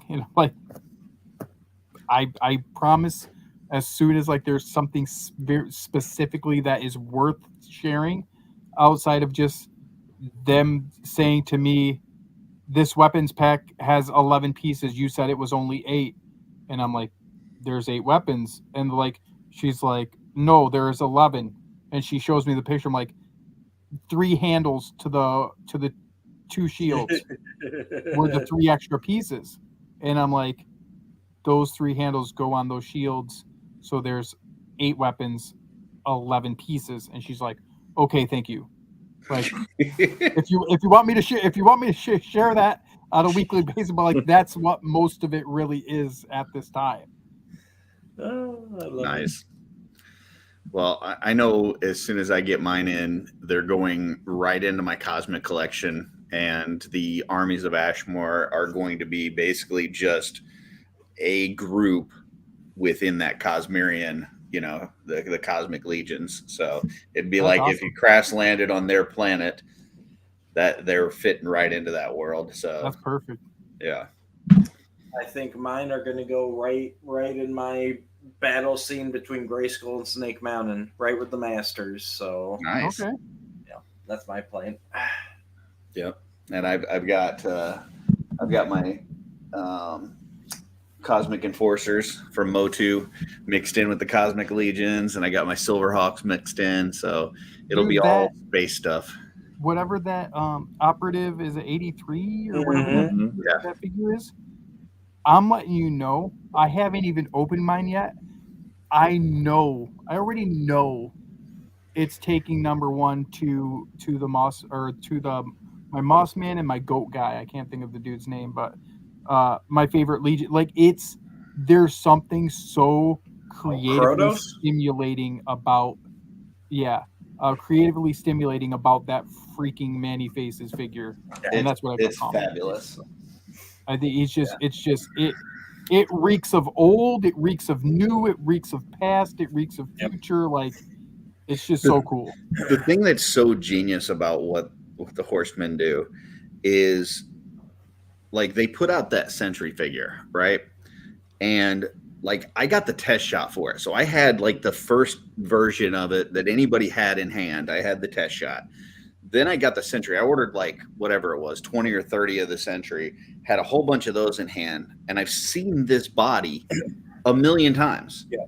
And then when they put out this paint job on it, I'm like, holy shit, that body is was perfectly made for Manny faces. But the other million times that I'd seen those figures and held them in hand, I didn't see it. But then they do this amazing paint job. Yeah. And it's like just the way, like where the oranges are and stuff, you're like, holy shit, it's like this was sculpted specifically to be Manny faces. Yeah. They do such a good job of reusing parts, but do them in unique ways with the paint jobs to where you don't realize they're the same parts or they don't even look the same. So Yeah, I don't have any of my Motu Legions displayed, but the Whiplash Manny Faces figure setups that I've seen on Facebook, the pictures of those two fighting, like it's just beautiful.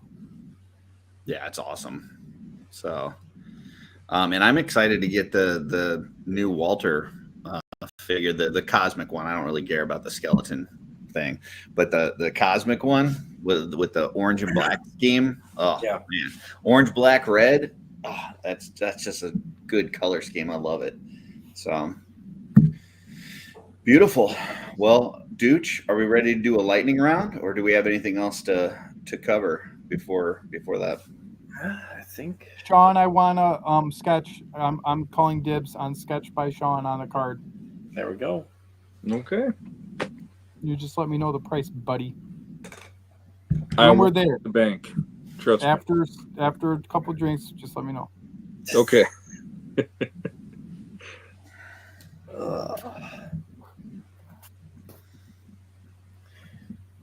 All right, lightning round.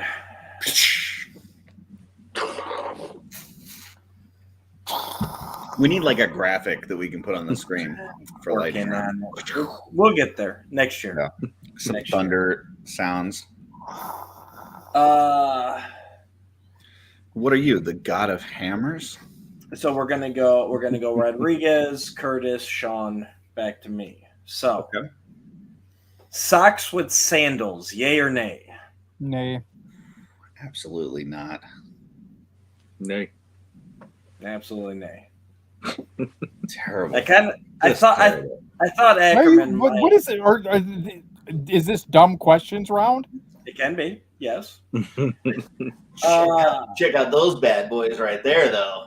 Yeah. I don't know what I'm looking at. They're little doggy socks that like thick. They're my thick, warm wool socks. So there you go. At least he'll No be the one with sandals his are feet going up on on the those bad table. boys. No, there's no sandals sitting around them. So This one might be interesting now. lightning round. TV show that deserves a movie wrap up in the vein of Firefly. Oh my god. TV show that deserves a movie wrap up. Right, like we had the Firefly series. It was cut short, so then they released Heroes. Serenity. Okay, I could get behind that. That's a good one. Yes. Heroes, Yeah, fix some of the original shit. writers, original cast, movie. Yep. I got really you. like that. Good one. I'm gonna go Supernatural. I have not seen the final season yet. I know I'm way behind, but I'm just gonna throw that out there before you. I just think that would be a cool. I think it still needed a movie after. I don't think it needed it. 27 I would love to have one, to have a Okay. movie wrap up for it. Yeah. I think that's one of the few shows that fan base wise that could be a moneymaker movie for them. Like there's enough Anything. people that would Yeah. go see that movie. 100%. Yep. Let's see. Other than Community, because that was always the joke on Community. The one that came to my head first was I really wish we could get 2000X an ending. So I'd love to see a 2000X animated movie. Just send it out with a bang. Let He-Man fight Hordak. Let's do it. You know, Get She-Ra out there. 2000X Secret of the first She-Ra Sword. in there. Why not? 2000. They had the concept art. They had the exclusive figure. Like that's where it was going. so that's why. That's not where I expected you to go, Sean. I thought we were going to get something Superman like Smallville or something. The other one, to be honest, the two that I was thinking of was the first was 2000X. The second one I was actually thinking was just Stranger Things. Just make the final season a movie and end it there, because like sometimes with Netflix, when you're watching some of these shows, there are certain episodes where you're like, did we need that? Yeah, they're just They added it streamlined that final season, and also the budget could have been bigger, so then they could really make that one epic the way that I think it should be. But deep down in my heart, 2000. I call those throwaway. With my wife, we joke about them, but I call them throwaway episodes, and she calls them garbage episodes. Like they're just like, there you go. It's just you can tell a specific ones that are like, well, this is probably going to end where it started, and like it's not. It just carries the show a little bit further, but yeah, exactly. I'm surprised none of you said it, but after our discussion today, I've got to say The Tick from Amazon Prime. I would watch it. Sure, that'd be awesome. Before that, mine was going to be the CGI He-Man and the Masters of the Universe. Agreed there too. I really like what they did with that, and they left that on a cliffhanger too. And obviously, the more time it goes, the less likely it looks like we're going to get a series. So, I need to get back and watch that. I watched up until they met Stratos, and then for whatever that's reason, where it gets slow. It really, that second season meeting Stratos, like even I kind of struggled there, but it is so worth it with where it goes. I need to get back and watch that at some point. I just got so much on my list to watch right now, but yeah.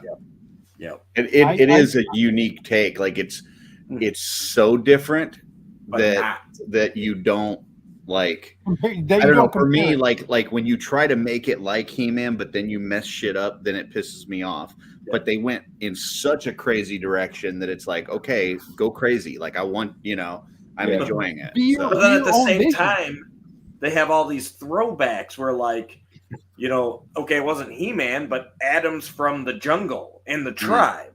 It's like, that's fucking vintage mini comic right there.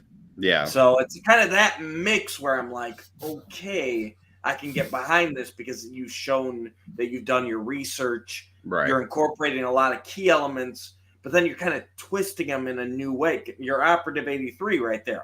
You looked at that Century Buck how many times you never saw Manny Faces. Horseman did a twist, and there he is. That's the CGI show to me. It's like, look what we did. It's like I applaud you for that. And that's the vision.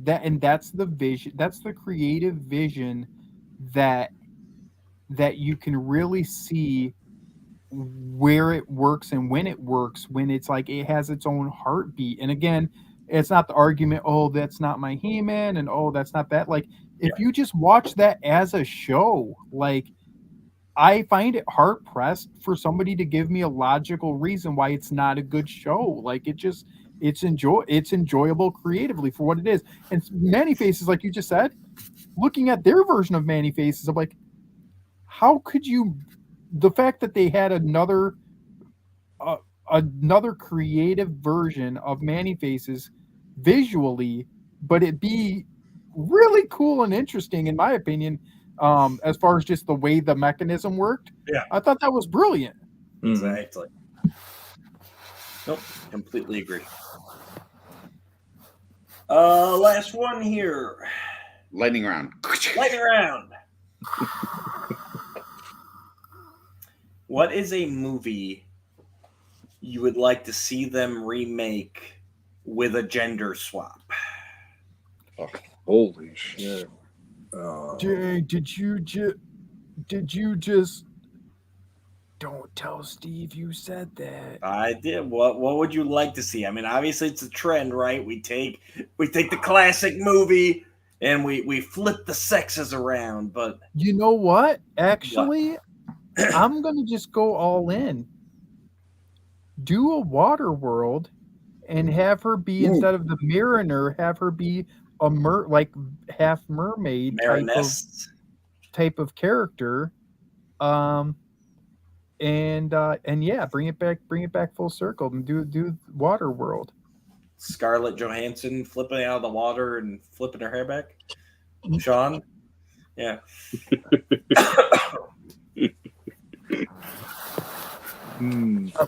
I hope nobody started taking shots anytime I make a Kevin Costner reference in this episode because they're trashed.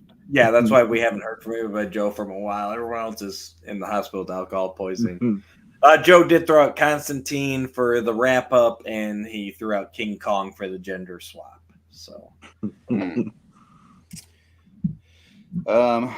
skip me, come back. Okay, Sean. The first one that came to mind, it was we just got through Halloween, is Dracula. Okay. They've never really, it's always been a male being Dracula. It could be, I mean, he always has the brides and all that stuff. Well, it could be interesting to have it like Renfield is one of the brides this time around, and Dracula is a woman who seduces people, brings them back to the castle, has them be her servants and all that kind of stuff. And yeah, I mean, that's, like I said, when you're saying gender swap, like with Dracula, almost like remake continuation, like Dracula's daughter type of thing, like you know what I mean? Like, are we just being straight up gender swap? To me, it would just be like, you know, Renfield gets to Transylvania, and there she's standing. I am Dracula, only it's a woman this time instead. Okay. So. All right, I'm ready. Hit it. Star Wars Force Awakens. Dang, he did it. It would just be Ray, but it would be Ray, just Ray, like short for And Ray. then it's Dan Aykroyd. Ray Oh my god, I would love that movie. I don't care. Just yeah. So then it's been a chick. It's the lightsaber. What Chick did you Star do? Wars. You Funny thing just is- popped in there. You just yeah. I was gonna say the first Star Wars movie, but I know everyone would have said all that is the Force Episode Awakens. 7. Yeah. Oh, I love it. I used your gender swap against you. You reverse Uno'd him. You reverse Uno'd him. I Stephen Bashadi'd you. Sounds like one of those wrestling moves from the 90s, I remember. I don't know which one, but it was one of them. I Irish whipped you into the ropes. Yep. Dooch threw Curtis into the ropes, and he did not expect to get leveled. The Irish springed you. That's all right, because as Joe points out, Sean just wants 3 naked dudes. No, I So- don't want 3 naked men. That was the You- first thing that you came to said my it. head was I want Scarlett Johansson as Dracula biting me in the neck. That's what I want personally. Or Kate Beckinsale Wasn't that, back in the Van Helsing days. What was that movie that there was the female vamp? Is it Once Bitten? Once Is that Bitten what with Jim Yeah. Carrey. That is a good Mhm. movie, actually. that lady? As a teenager, I was very much in favor of that female. Was that vampire. Lauren Hutton? I don't remember, but I remember. I don't know her name, but I don't know her name, but I know those boobies anywhere. Yeah, who was looking at her name? Okay. Next OffWorld, I want you to just do. You know how they black out the eyes or black out the body parts? I Yeah. want you to just clip a famous female actor's breasts, and I want Sean. Oh, to 10 for 10. He would nail This is every one bad. of them. See, Yeah. this is where I wish I You was tried Curtis to nail because I would everyone. want to lip read each one so I knew which one was. So, dude, what's your gender swap? Braille nipples. I Oh my actually went in your vein, Curtis. I mean, obviously everyone takes gender swap and goes the men are all women, you know. Mhm. But I actually, you know, with all, you know, our classic childhood movies and everything all getting, you know, this is like it's all misogynistic and everything else. I want to take Cinderella and I want them to gender swap that, where it's a poor boy, you know, living under his abusive From a stepfather. poor family? Huh? Yeah. A poor boy Could from be a the poor theme family? song. Right. And then the princess has to come find him. from a poor family. And he still has a glass slipper, though? Oh, absolutely. Yeah. You have slippers on right now. It's true. He's He's got a dog slipper on. Then he's look at my dog slippers. There it is. It's a match. Exactly. So Well, how do we know it's the right dog slipper? He can't get a sandal on it. Take your sock off. Be reasonable. that guy's There got you socks with sandals. No, not him. I would that's- also another one I was thinking about was That's Red- exactly my point, Joe. No one would care if it's the man being abused. That's Oh exactly no, my people point. no, please, people would lose their minds if you did that. The other side would lose their minds. The non-Stevens, you would basically have the other three hosts of the "My Wife Is Going to Kill Me" guys up in arms. But another one I was thinking was Red Sonja. I think that would do like Could be Conan. be like Red Sony. Sunny. Sunny. Yeah, Red Sunny. Sunny. It's always Yeah. sunny and red. I was about to say, all I can think of now is like Danny DeVito as Oh, Jesse just popped in. He heard that I was talking about his poor sequels. So whatever. Hey, Jesse, I hope you watched The Tick. I'll miss you. I hope your campaign went well. I hope you killed many goblins. So And dream of large women. that's true. Yes.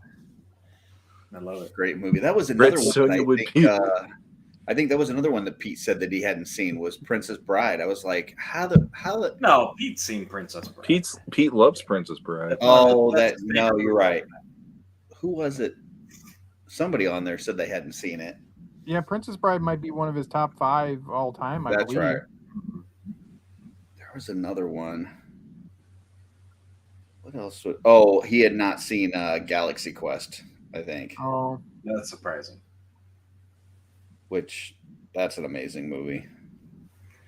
that's on the list. I want to do. I want to do an episode or a show where I was talking to Jesse about that. That like I want to do a top 5 or top 10 most perfect movies. Yeah. And Galaxy Quest would be like, and it obviously doesn't matter what genre, just as far as storytelling goes, characters and story, a plot, like Galaxy Quest and Mystery Men would be on my top list of like perfect movies. So Jesse did say no goblins. It was a haunted house, and he watched the first episode of Tech, which I'm not sure what show that is. Unfortunately, Jesse, we were supposed to watch The Tick.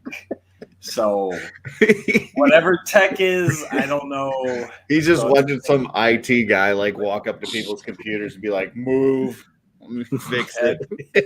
Have you Probably tried some- turning it off and on again? It's probably some early '90s movie with the crazy computer hackers where they type for 10 seconds and they unlock everything. Are you sure it's plugged in? They got the nuclear codes. Want to play a game? Yeah, I don't All right, know. guys. I my feeling on the Tick after watching the first episode wouldn't have been the same as after I watched more. Good point. It really took a good 2 to 3 episodes before I was warmed up to it. I kind of felt the whole first season that I've seen so far is just kind of a episode. Yeah, I was going to bring that up. 25 minutes. Yeah, the tight 25-minute shots though are good. It's one of those things where again, well, I'm not going to sit down and watch an hour comedy special on YouTube, but I end up watching 61 and a half minute episodes in a row of this guy's jokes. That's kind of how the Tick was. Yeah. That's what I mean. I don't think I'd ever be like, oh, I need to watch episode 3 of season 1 again. But I might sit down again and just go, hey, I need to watch the Tick again, and just blast through it. So, yeah. Beautiful. All right. I think that's a show. Oh, are you done with your question? Is that the last? Yeah, it's 3. That was Okay, three lightning round. Yeah, I'm not. Thanks for watching each and every Friday night, Matt Rodriguez. Yeah, that's true. Although we don't do lightning round when Dooch isn't here. That's a Dooch special. He wouldn't know that though. Yeah. I'm trying to do that meme of that little kid.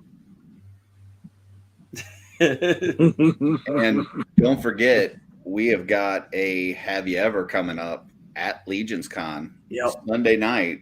I'm guessing in your guys' room, since the three of you are staying in one room. Yep. I guess I'll just come, Yeah, you will. I'll just come break into the room and we will watch whatever it is that Jesse has planned for us that we have not heard yet. So, yeah, we'll see. Yep. I hope it's not a dance movie. So watch it be like after all the stuff with Dooch trying to get Jesse in a bathtub, watch it be like Hot Tub Time Machine or something. Flash.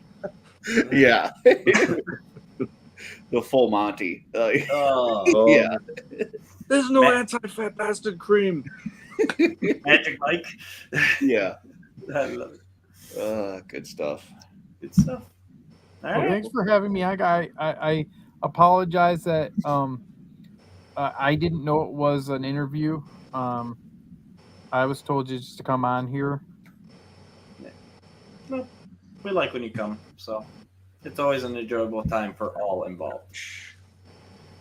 That's true. It's funny. I was hanging out with quick story. My buddy Bill, who's an artist, we went over to Grand Rapids Comic Con to set up last night, and I was hanging out with him there, and I see Travis, and I'm like, hey, and he's like, oh, you're gonna come out and party with us? I'm like, no, we're gonna head back home.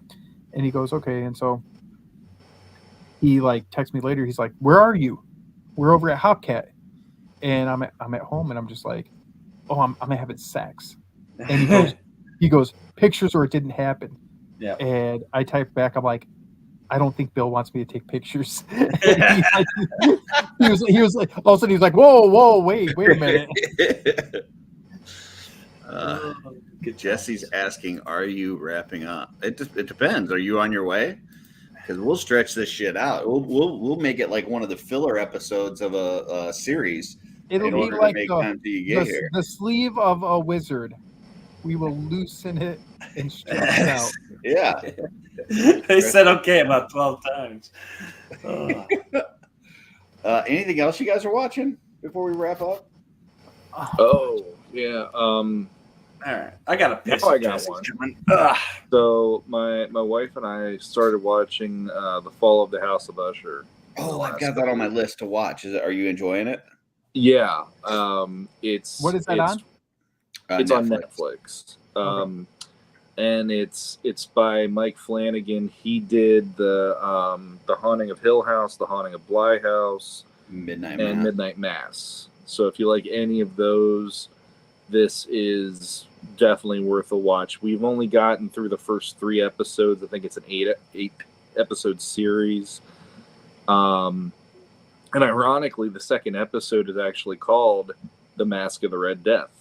Oh, nice. It's all based around, like, there's nods throughout of various things that Poe did in his literature and his stories. But yeah, I mean, it's an updated version. It takes some liberties, but the liberties they're taking are really interesting, and the suspenseful parts are really good. It's not like jump scare horror either, which I like. It's like creepy horror when it goes there. So if you liked any of those other options, like I was saying, this one's definitely worth a look. Yeah, I was kind of checking out some horror type. I do have that on my list to watch, but I was checking out some horror type stuff with, obviously it being Halloween this past week, and just stuff that I hadn't seen before. So Jesse had recommended Dale and Tucker versus Evil, which love that one. That was fucking hilarious. I'd never seen that. So good. That was great. And then another Alan Tudyk. And then I was watching The Thing, the 1982 with Kurt Russell, and I'd never seen that one. And Mondo just put out put out a figure of him, a 12-inch figure of that character from the movie. And I was like, oh, I've never seen that movie. I'll check it out. And, for I think it was like 1982 that came out. And for that year time frame of horror special effects, it actually holds up pretty well. Like, I thought it was pretty decent as far as the effects. And the movie itself I thought was pretty good. So I kind of enjoyed that. That was one that a buddy of mine kept recommending and over and over and over again. And I'm somebody that when somebody recommends me stuff, if I'm not in the mood to give it a chance, I don't want to watch it until I'm like, yeah, I'm open-minded and I'll sit and watch it. And one night he just randomly just put it on when I was at our apartment. I'm like, all right, I'll give it a shot. And then by the end of it, I'm like, that was great. Like, I really wish I would have seen this earlier than in my 20s. Yeah. But I still, that's one of my favorites, actually. When it comes That to one horror. spot where the fucking head like sprouts legs and stuff, I was like, what the fuck? Like that is crazy. Absolutely. That was creepy as heck. And some actual like big name actors in there too. I was like, oh, this is it was pretty good. So cool. Dude, you watching anything right now besides The Tick? I still got to catch up on Loki. I've watched the first couple episodes. And then, like you guys said earlier, like I found out Invincible Season 2 is out. And I've been looking forward to that for a long time. So that might actually preempt both of those shows that I'm in the middle of. I did post in our Legendati group. They just did the trailer for Echo, which is coming out in January. And apparently they're doing some deal where it's going to be dual streaming on Disney and Hulu at the same time, which I thought was interesting. Yeah, it's so weird with that because so obviously it's a show that like no one really asked for, but they're doing it, which is completely fine. But the whole like we're gonna draw back all of the like heavy violence from like try to get Daredevil going and like that like pulling those Netflix guys, and everyone's like, okay, we're gonna like tone it down a little bit, and then they drop this trailer, and I'm like, it's violent. Yeah, they're just going straight for it. I'm like, well, wait, it just feels weird that they took her from Hawkeye and like went way violent with it, but then they're taking other elements of like Netflix violent shows and they're making them less, or they're saying they're going to make them less violent. It's a weird choice, I guess. Well, even the thing that I saw said, like you need to make sure that you have your settings for Disney Plus turned to TVMA, otherwise you're not going to see it. Like it's not going to pop up, which is kind of interesting. But yeah, I'm all for a TVMA Marvel series. It looked really good, and I love D'Onofrio as Kingpin. He's so good. I obviously don't really give a shit about the ratings unless I'm having my kids watch it. So like if the subject matter calls for an MA, give it an MA. You know what I mean? Like, but don't force it. Don't force it. Exactly. Yeah. Like Logan when they throw the titty bar scene like right at the beginning of the movie so that they can call it rated R. Right. Just jump. It wasn't even a titty bar scene. It was just a taxi cab. There was absolutely zero reason for that moment. Welcome, Jesse. But hey, Jesse, it's the same thing for me. Like, I'm all about character development, but like, there's nothing about Magneto's character that him turning and seeing Apocalypse, and he's like, "Who the fuck are you?" And it's like that's where you choose to use that one F-bomb, like in the most dumb place possible. Trying to escalate the That's rating. why Guardians 3 is the best use of it in any Marvel movie, in my opinion. Yeah, because it's very natural. We all know that situation of trying to get into one of those old cars with that door handle like that, and it's just do it. Yeah. So now with the dual streaming, are we assuming that Hulu and Disney Plus are going to end up merging? And that's what they're kind of laying the groundwork for? Well, it says it's only on Hulu for a certain period of time, and then it'll go away, but it's going to stay on Disney. They do. But they do a lot of bundles with Disney and Hulu, so I don't know. Yeah, Hulu is on a while ago. Yeah, saying that they were going to merge in together. Yeah. Just like, and that's I think Hulu is just going to be a brand under Disney. Well, just like HBO, they had the Warner app, right? And then HBO and then Max and like it all. We can't. DC doesn't know what it's doing. / Warner Brothers doesn't know what it's doing 2 minutes ago, let alone making plans. I would say the MCU lately has kind of, I wouldn't say as crazy, but they've definitely lacked some direction as well. Focus. So, Direction in their stories, yes, but I think DC Warner as a company is just like Yeah. No, the one thing I will give to DC though, they give me my Batman comics a day earlier than everybody else. So, like that's. I don't think that hurts him as much now that he's not working there anymore. I'm just saying. You notice that he's not nearly as twitchy about it this time around. Yeah, I ever just had that one friend, Matt, who just can't let something fucking go. Yeah, no. Something. Try everything. Yeah, that's true. Each and every Friday night. Each and every. But I wouldn't trade any of you for anyone else. So. Really? Aw. I would trade at least one of you for someone else. Same. Well, that's why you're a horrible person, dude. But I still love you. I would switch the two Matts in a heartbeat. Like this? Like us for each other? No, I would take Rodriguez and drop the Dooch. I guess I can move an hour. Like, you're gonna drop a Dooch? Yeah, Rodriguez though it like cannot commit to things. Like I love him when he's on Potu. He would, and I have heard that they've offered him to be a part of the show regularly, but he just can't commit to shit. So I think he's better on Legends of Grayskull than Potu. But listen, all I'm saying is going on your show is me walking to my basement. Those mother effers don't know you what gotta travel, huh? Is yep. And I'm driving an hour, and like I get it because dude, if I lived in 5-10 minutes away from those guys like they do each other, like in a heartbeat, it's like I can't handle that. I can't. Now they're traveling too. They live 10 minutes from each other, and they travel 25 minutes up to Travis's because that's where all the equipment is now. Yeah.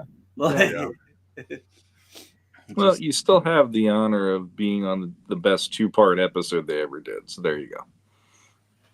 I did. I liked the reviews that you guys did for Revelations when you were on there. When you guys, we had a little fun. Dude, that show, and I'm excited that second season's coming out because something about 2D animation and He-Man that I'm down. I'm excited. I mean, Invincible, I was saying to Curtis off air, like seeing if I ever got a chance to make any of my stuff into animation form, like I am going to go hard after a 2D company because there's something about it that I don't think 3D I don't think you can achieve with 3D. I just don't. Yeah, I just typed up Invincible on my list because I almost forgot about it again. Did you? I watched the first episode that they dropped. I asked Curtis this earlier. I'll ask you guys. Did you guys see the Adam and Eve special that they already dropped a couple months ago? I did not. I just watched it. Oh, the little one shot about her like backstory. Yeah. It's like a little mini movie type of thing.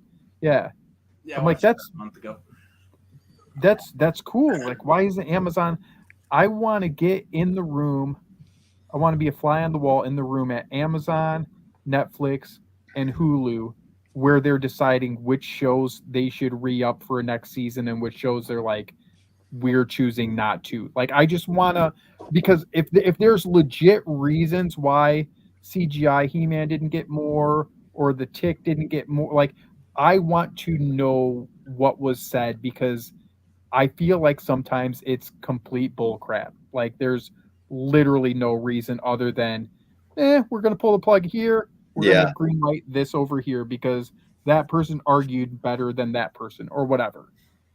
I liked another one from Netflix was Marco Polo, which I thought was a really cool series, and they canceled that pretty early too. But you just don't hear about these shows until they're already canceled, and then it's like, oh shit, I wish they would have made more of that. But like The Expanse is one that I was just watching. Now it's got like 7 seasons or something, but I guess it was on Sci-Fi, and then it was picked up by Amazon, and so it was like canceled on Sci-Fi, and then Amazon picked it up and made like 2 more seasons, and then they canceled it again. But then now it's like it's it's getting a lot of response on Amazon where people are watching it. And I guess it's got a couple of like trade paperbacks out and stuff that people are buying. So it's getting a little bit of a following. So it looks like that one they may bring back a third time, but I don't know. We'll see. That's a really good series. If any of you guys like space stuff, like I loved, Star Trek Next Generation, Voyager, Star Wars movies. I would put The Expanse up there as, with anything sci-fi, as far as how good it is. If you guys haven't seen that, it's a really good series. So, are you a new Strange New Worlds guy? Yeah. It's. I didn't know about that the cartoon episode that they did. I wasn't sure about that, but everything else that they've done so far, I've really enjoyed. So, all right. And I watched the first episode of The Tick, not Tech. Oh, No. Talk to text while driving is not my friend. And what did you think of the one episode that you watched? One episode in, like, I'm not hooked enough to want to go back and watch more at this point. I'm not saying I won't, not saying it's bad. We all said the same thing. Yeah, to me, it's like the 3. Disney live action shows. It just made me think about the one that came before. Now I know there was a cartoon and a comic, but I just think of what's his name? Putty from Putty. Seinfeld. Yeah. Patrick Warburton. Thank you, Sean. Yeah, just the way he delivered those lines and just I don't know. Just like I said, it wasn't bad. It just wasn't hitting me right. Plus, I'm just swamped getting everything ready for Legion's Con, so I did not get to put more time into trying to enjoy it. So I'll give it another shot eventually. Cool. Awesome. I can't tell if Matt froze or if he's just okay. I just saw his mouth move. Okay. No, you're good. That's just listening to you. I miss hearing. I'm listening, and I appreciate it. And it actually echoed what everyone else said. Was like second to third episode, and then they started like you start building a little bit. So I mean, there's. I mean, it's like watching one Step Up movie. Like you really. You don't really get it from one movie. Like you got to watch at least a good 7 Step Up movies before you're really like, okay, I understand now. Like you got to watch it in its original Bangladesh before you can really get the heart of the thing. That's all that. Look, well, that reminds me of a time that I was on a trip to Bangladesh, and it's just when you go to Bangladesh, Curtis. I would never know that about you if you don't talk about it. It's just like in the one Star Trek movie, you have to know Shakespeare and his original Klingon. And I love how Kirk's like, what the crap are you talking about? Bangladesh Step Up. Just saying it, putting it out there. Like, and I know, like, I'm 100% saying, 20, 23-minute episode is not really enough to really make a decisive decision. Like, I think the production was great. It looked good. Just bad timing for me at the moment to really dive into it. Yeah, I mean, at least he gave you 24 minutes on yours, Matt. He didn't do that on my Dream Team movie. So at least you got something. I appreciate you, Jesse. We love you, Jesse. Right. I sat down at midnight last night to eat dinner, and I ate a bagel, and I woke up on my couch at 5:30. I have no idea what happened. Like, I don't. Did you finish the bagel, or did you wake up next to the bagel or on top? No, of the bagel? I ate the bagel. I sat back and I was flipping through YouTube. I was going to watch a reaction video or something, and next thing I know, it's like 5:30 in the morning, and I'm like, "What the crap?" Time flies, man. I wasn't having fun. Time flies when you're not having fun, apparently. Jesse, which year of the 90s did you pick with Dooch's crappy example he put out there? Yeah. I don't think the movies listed on those timelines were enough to give me a valid evaluation. So, and I didn't feel like looking up what came out in those years. So I would have to say probably 93 because of Jurassic Park, or 99. 99 I'm leaning towards because there's a lot more stuff that came out in 99 that I remember really liking, like quantity wise. I also like how everybody assumes that I like painstakingly put together that list or something. No. No, I You just found a really shitty list and was Yep. like, "Oh, this is awesome. Let me post this." Yeah. If I would have looked at that list, granted you didn't put it together, you didn't put the names on it, but the first time I would have looked at that list, I would have said to myself, "There's no way I'm posting this in the group because this list is a piece of shit." No, see, I looked at that and I said this list is garbage. They put Independent Day instead of Independence Day. And I'm like, ooh, that'll be at least one comment right there. You know. I mean, they did that wrong. It should have just been ID4. Like, I don't know what Independence Day is. Independent Day. It's like those things. Hey, dude, those things dude, are created to get comments. Mhm. Just like Check you watch your those inbox. stupid reels where like they misspell words or whatever, like because they know that's guaranteed comments. So check your inbox. I fixed it for you. oh Lord. Yeah, Independence Day is pretty good. I like That's that good. movie. That's a fun one. It's cool. Like just thinking back on those things. Like I remember that movie was huge. Like that movie was huge. It was like America and aliens, and like everyone was just like, Dude, boner. that speech that the president gives towards the end of that Right. movie, Go. oh man, Exactly. gets me every time. I'm like, I want to go kill some aliens too right now. So I would not It recommend really that. rubbed me the wrong way because it was no longer about an American Independence Day. It was all the world's Independence Day. And it's like, get out of here. Like, it's America or nothing, man. Stop One spewing more out. thing the commies stole from us.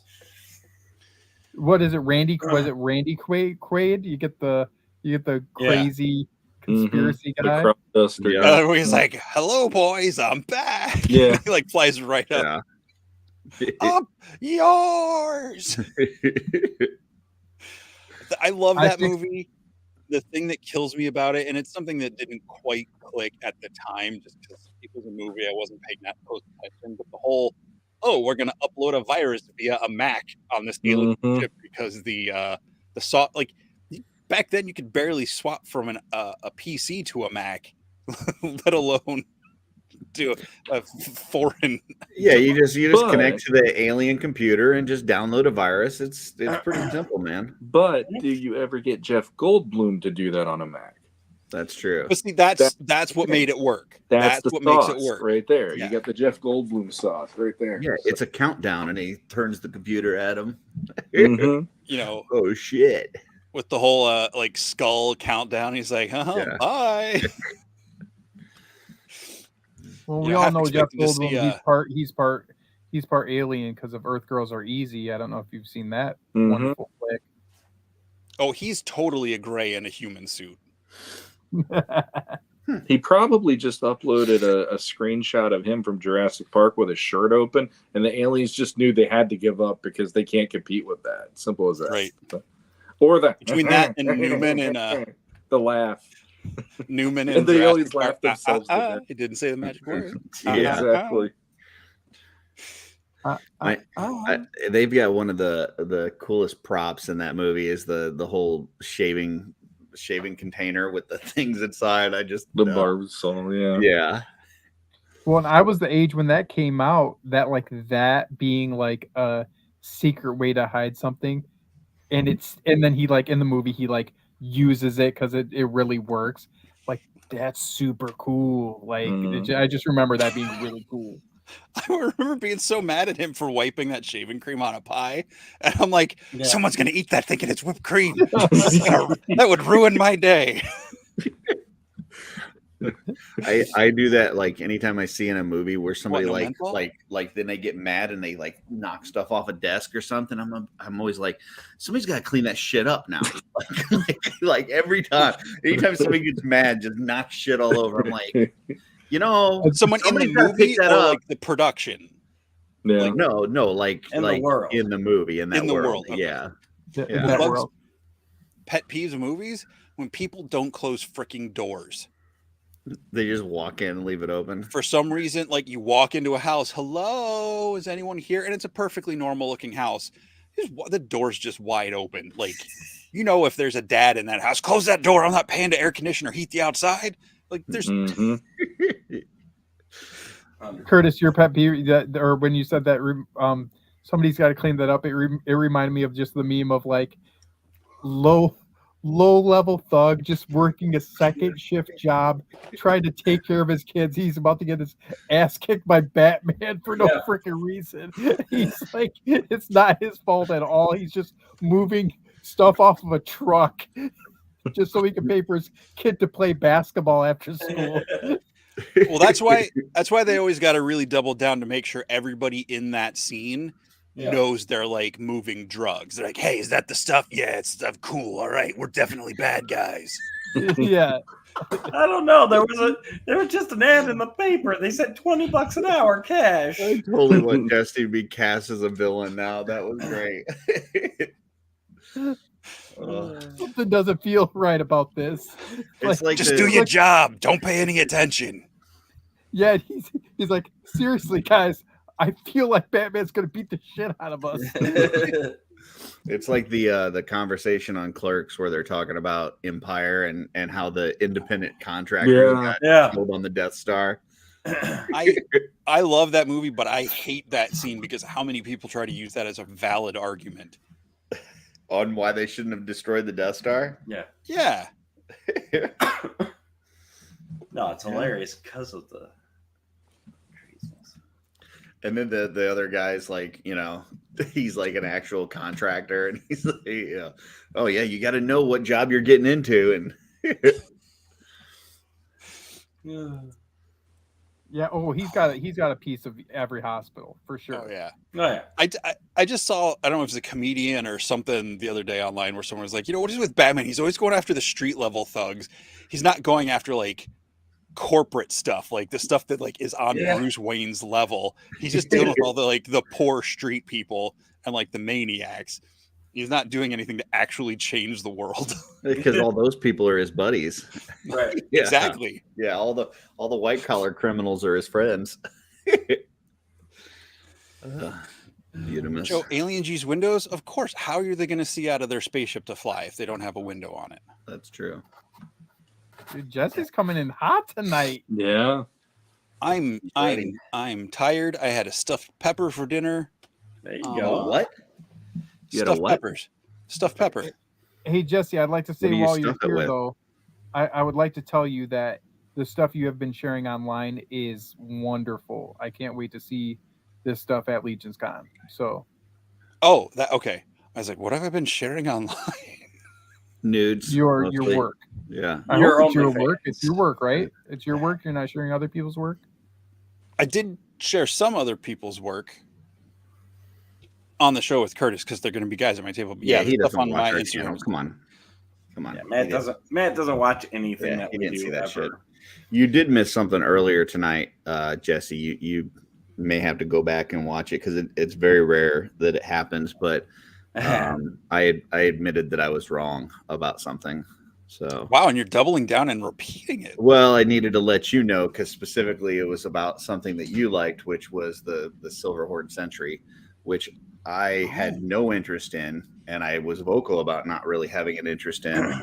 And I opened this up, and this thing is majestic as hell. Like, I definitely got to get a couple more of these guys. I love the metallic green and just the overall look of it.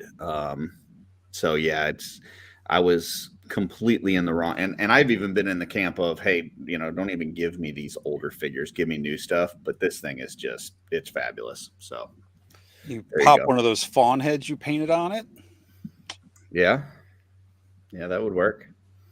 Yeah, it's really nice. I definitely want to try to get a couple more of these at Legion's Con. yeah. So, I- which actually, I mean, I think I'll be they able to look get it cool. at Intern, which will be cool. So I think they look cool, but I like the story behind what they are to the flock. So I that's haven't my read main the reason for story, it. so it's one that I haven't read yet. I'm waiting for you to read it to me. I mean, So. which Who ones does have the you reading? read? Okay, wait. Who does the reading? Like, out of the four of you guys, who has that story time voice? Oh, Jesse's a good story time Jesse reader. has it. We usually make Curtis read stuff because it's more amusing. So, Okay.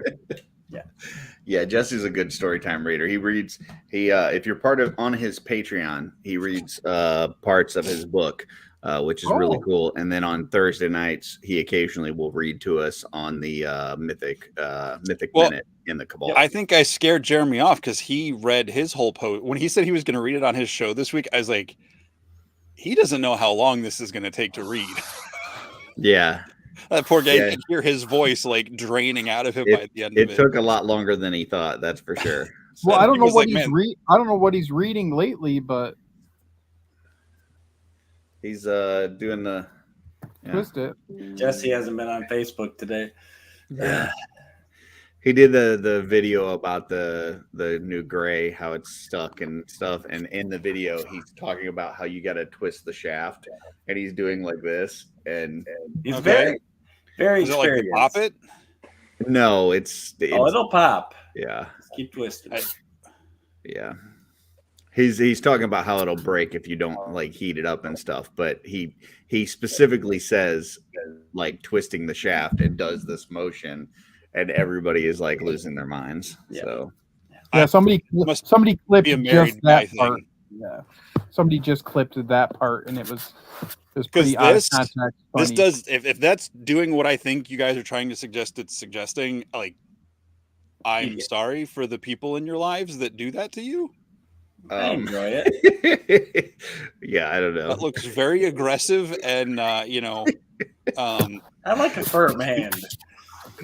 Jesse's like Jesse's like mine definitely doesn't take two hands. What is going on? Oh, I'm sorry. Well, I mean, that's what. I thought everybody needed two hands. Ooh. Not when they're that big. There you go. Good save. Good save. What does it say under your name, Jesse? RTA. What's that? If you listen to Critical Role, you might know. Oh, and that's not worth it then. Ready to assassinate. Nope. So, there's kind of a lull here, and I told you that I was going to tell you about this fight that I had in Baldur's Gate 3. I was going to tell you about it here on the air because Joe's in the comments. He may get a kick out of this, but so like I'm in this fight, right? And there's this druid that you talk to, and he's going to go through a portal. He's trying to rescue this kid, and you got to protect the portal while he's in there. So, because if the portal gets destroyed, he's never coming out. And there's like all these fucking mobs coming out of nowhere. Like they come out of the woods and stuff. So it's like your 4 companion, you and your 3 companions versus like 30 fucking mobs that are coming at you. And the ones that are coming out of the trees, like immediately, as soon as they come out of the trees, they're like shooting arrows at the portal and destroying it. So I wiped on this thing, like, I don't know, several times, probably 15, 20 times. And then I finally read this like tip from somebody. And basically they had me like go around the town and pick up these like wooden barrels and stack them like on this thing by where the portal is and make this big giant wall of barrels so that the archers can't shoot the portal. and they have to like funnel through like where my guys can like just melee them down. And I beat it in one shot. But it was interesting because I built this whole wall of barrels. And I just think it's like cool that within that world, that whether it's, the video game or D&D, where like your environment plays so much of a factor on whether you're going to be successful or not, and just using the environment to your advantage. So, quick question. Yeah. What are you doing that you have 30 or 40 mobs coming at you? Like groups of people with like torches and pitchforks? They were, I don't know what, they were maybe undead. Some of them were trees. There were some like ghost ravens. Okay, so is mobs like what enemies? Enemies. Yeah, bad guys. Okay. Bad guys. Okay. Yeah. So that was a totally different scenario in my mind because that term does not translate for me. Joe says that's cheating. Well, I mean, it is what it is. You gotta use what's at your disposal. Fight smarter, not harder. Yeah. Like another thing that they do, which I like, and I played other games before. I played World of Warcraft for many years and stuff, and other fighting games and things like that. Like your archers do more damage if they're shooting downward at somebody, like if they're up higher and shooting downward than if they're shooting upward, which makes sense, like physics wise. But I just had never thought of that because I've not seen that in other games where you actually do more damage if you have the high ground. Unless your target is prone, in which case your ranged attack has disadvantage. I don't know what that means. What do you mean prone? Laying down. I mean, that's a real D&D thing. Oh, okay. All right. Prone, it's if the enemy, if your target is down on the ground, Laying down. unconscious or laying down, and you shoot them with a ranged attack, whether it's a spell or a weapon, you have disadvantage. So you roll twice and take the lower number. Gotcha. He is correct. It's essentially poor man's cover. Gotcha. Okay. Or unconscious player's cover. I do like the rolling aspect of it too, like when you're doing the attacks, because like it's not like a standard, you know that this attack is going to do specifically this amount of damage. It's going to do this damage based on a roll of the die and that kind of thing. So that's kind of cool too. But you know what no one expects? What's that? Spanish Inquisition. God damn it, he never saw it coming. I didn't. Emil was asking me about D&D yesterday. He was asking going on with Matt's face there. He was asking me if we were going to play soon. I said 2024. That's what Jesse said. So, yeah. Yep. He's like, well, do you have a list of names? I said, I don't know. I don't know if Jesse's got a list of names or not. I know there was people that expressed interest, so we'll see how it goes. But I think we actually have a really big list of names. Do we? Probably. The list of names becomes very small when it becomes availability that matches up with other people that have the same availability. So. Correct. I'm just saying right now we have a lot of interested parties. Yes. Yeah. It's a big commitment. It is. Why am I looking at that again? I don't know. You just shined it right in your eye.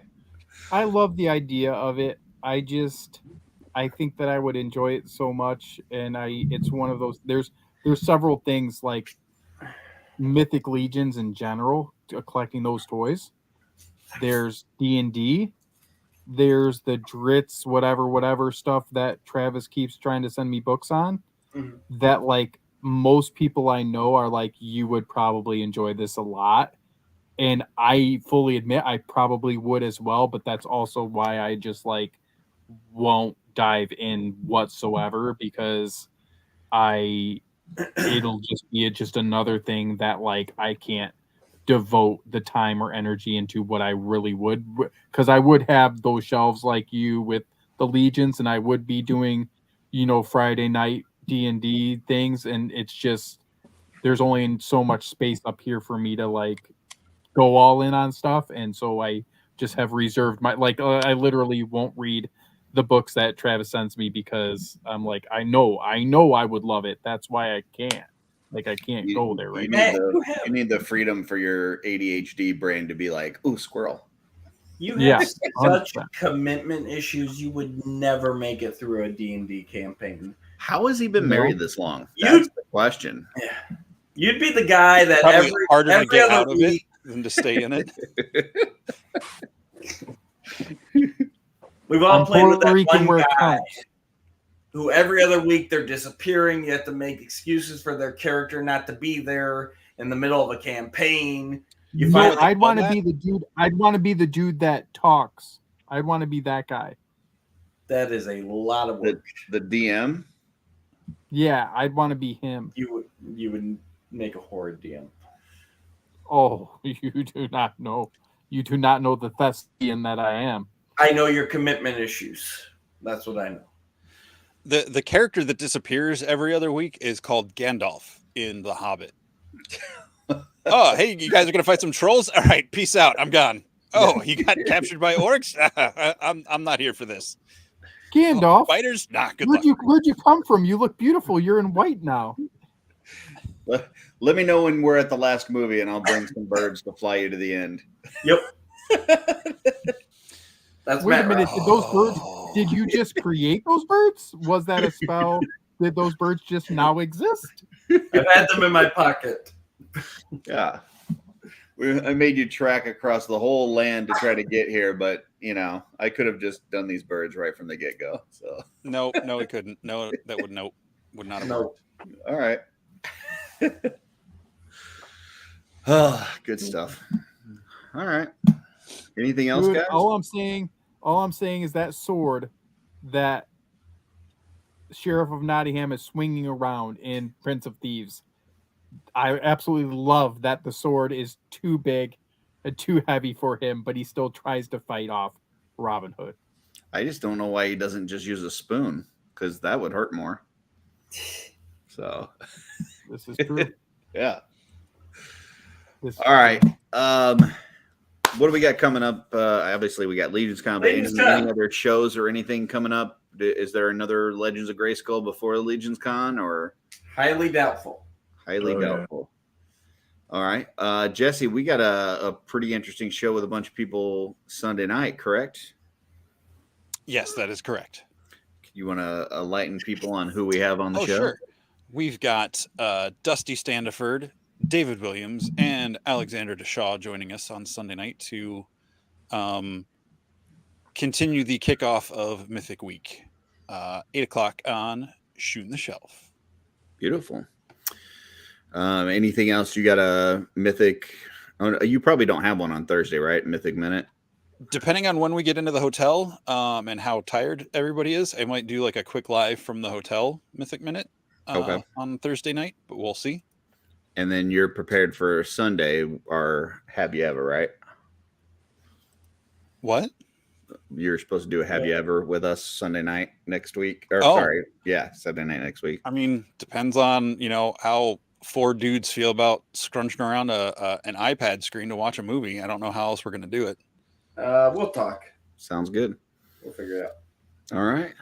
Matt, you got anything else that people should be on the lookout for, or where they can stay in touch with what's going on? Yeah, I appreciate everyone reaching out that is worried about their shipping notice, but we are on schedule. And I can't wait to share the reveal, and we'll drop some pictures Friday night at Legion's Con and reveal the new character for Armies of Ashmore. So it's again slow and steady and uneventful moments, but then they're going to ramp up to these kind of cool, fun moments when figures are there and people are ripping open packages and people are putting them on eBay and trying to double their money. And I hope they don't. I hope they keep them. No scalping. If you need anybody to do a figure review for the Stegosaurus, feel free to send one my way in advance. Very nice. Will. You were the first. You are the first on my list of figure reviewers. Cool. As long That's as probably not a good thing.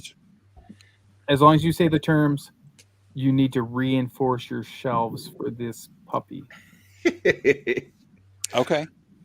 Yeah. Real quick, for anyone coming to Legion's Con, make sure you step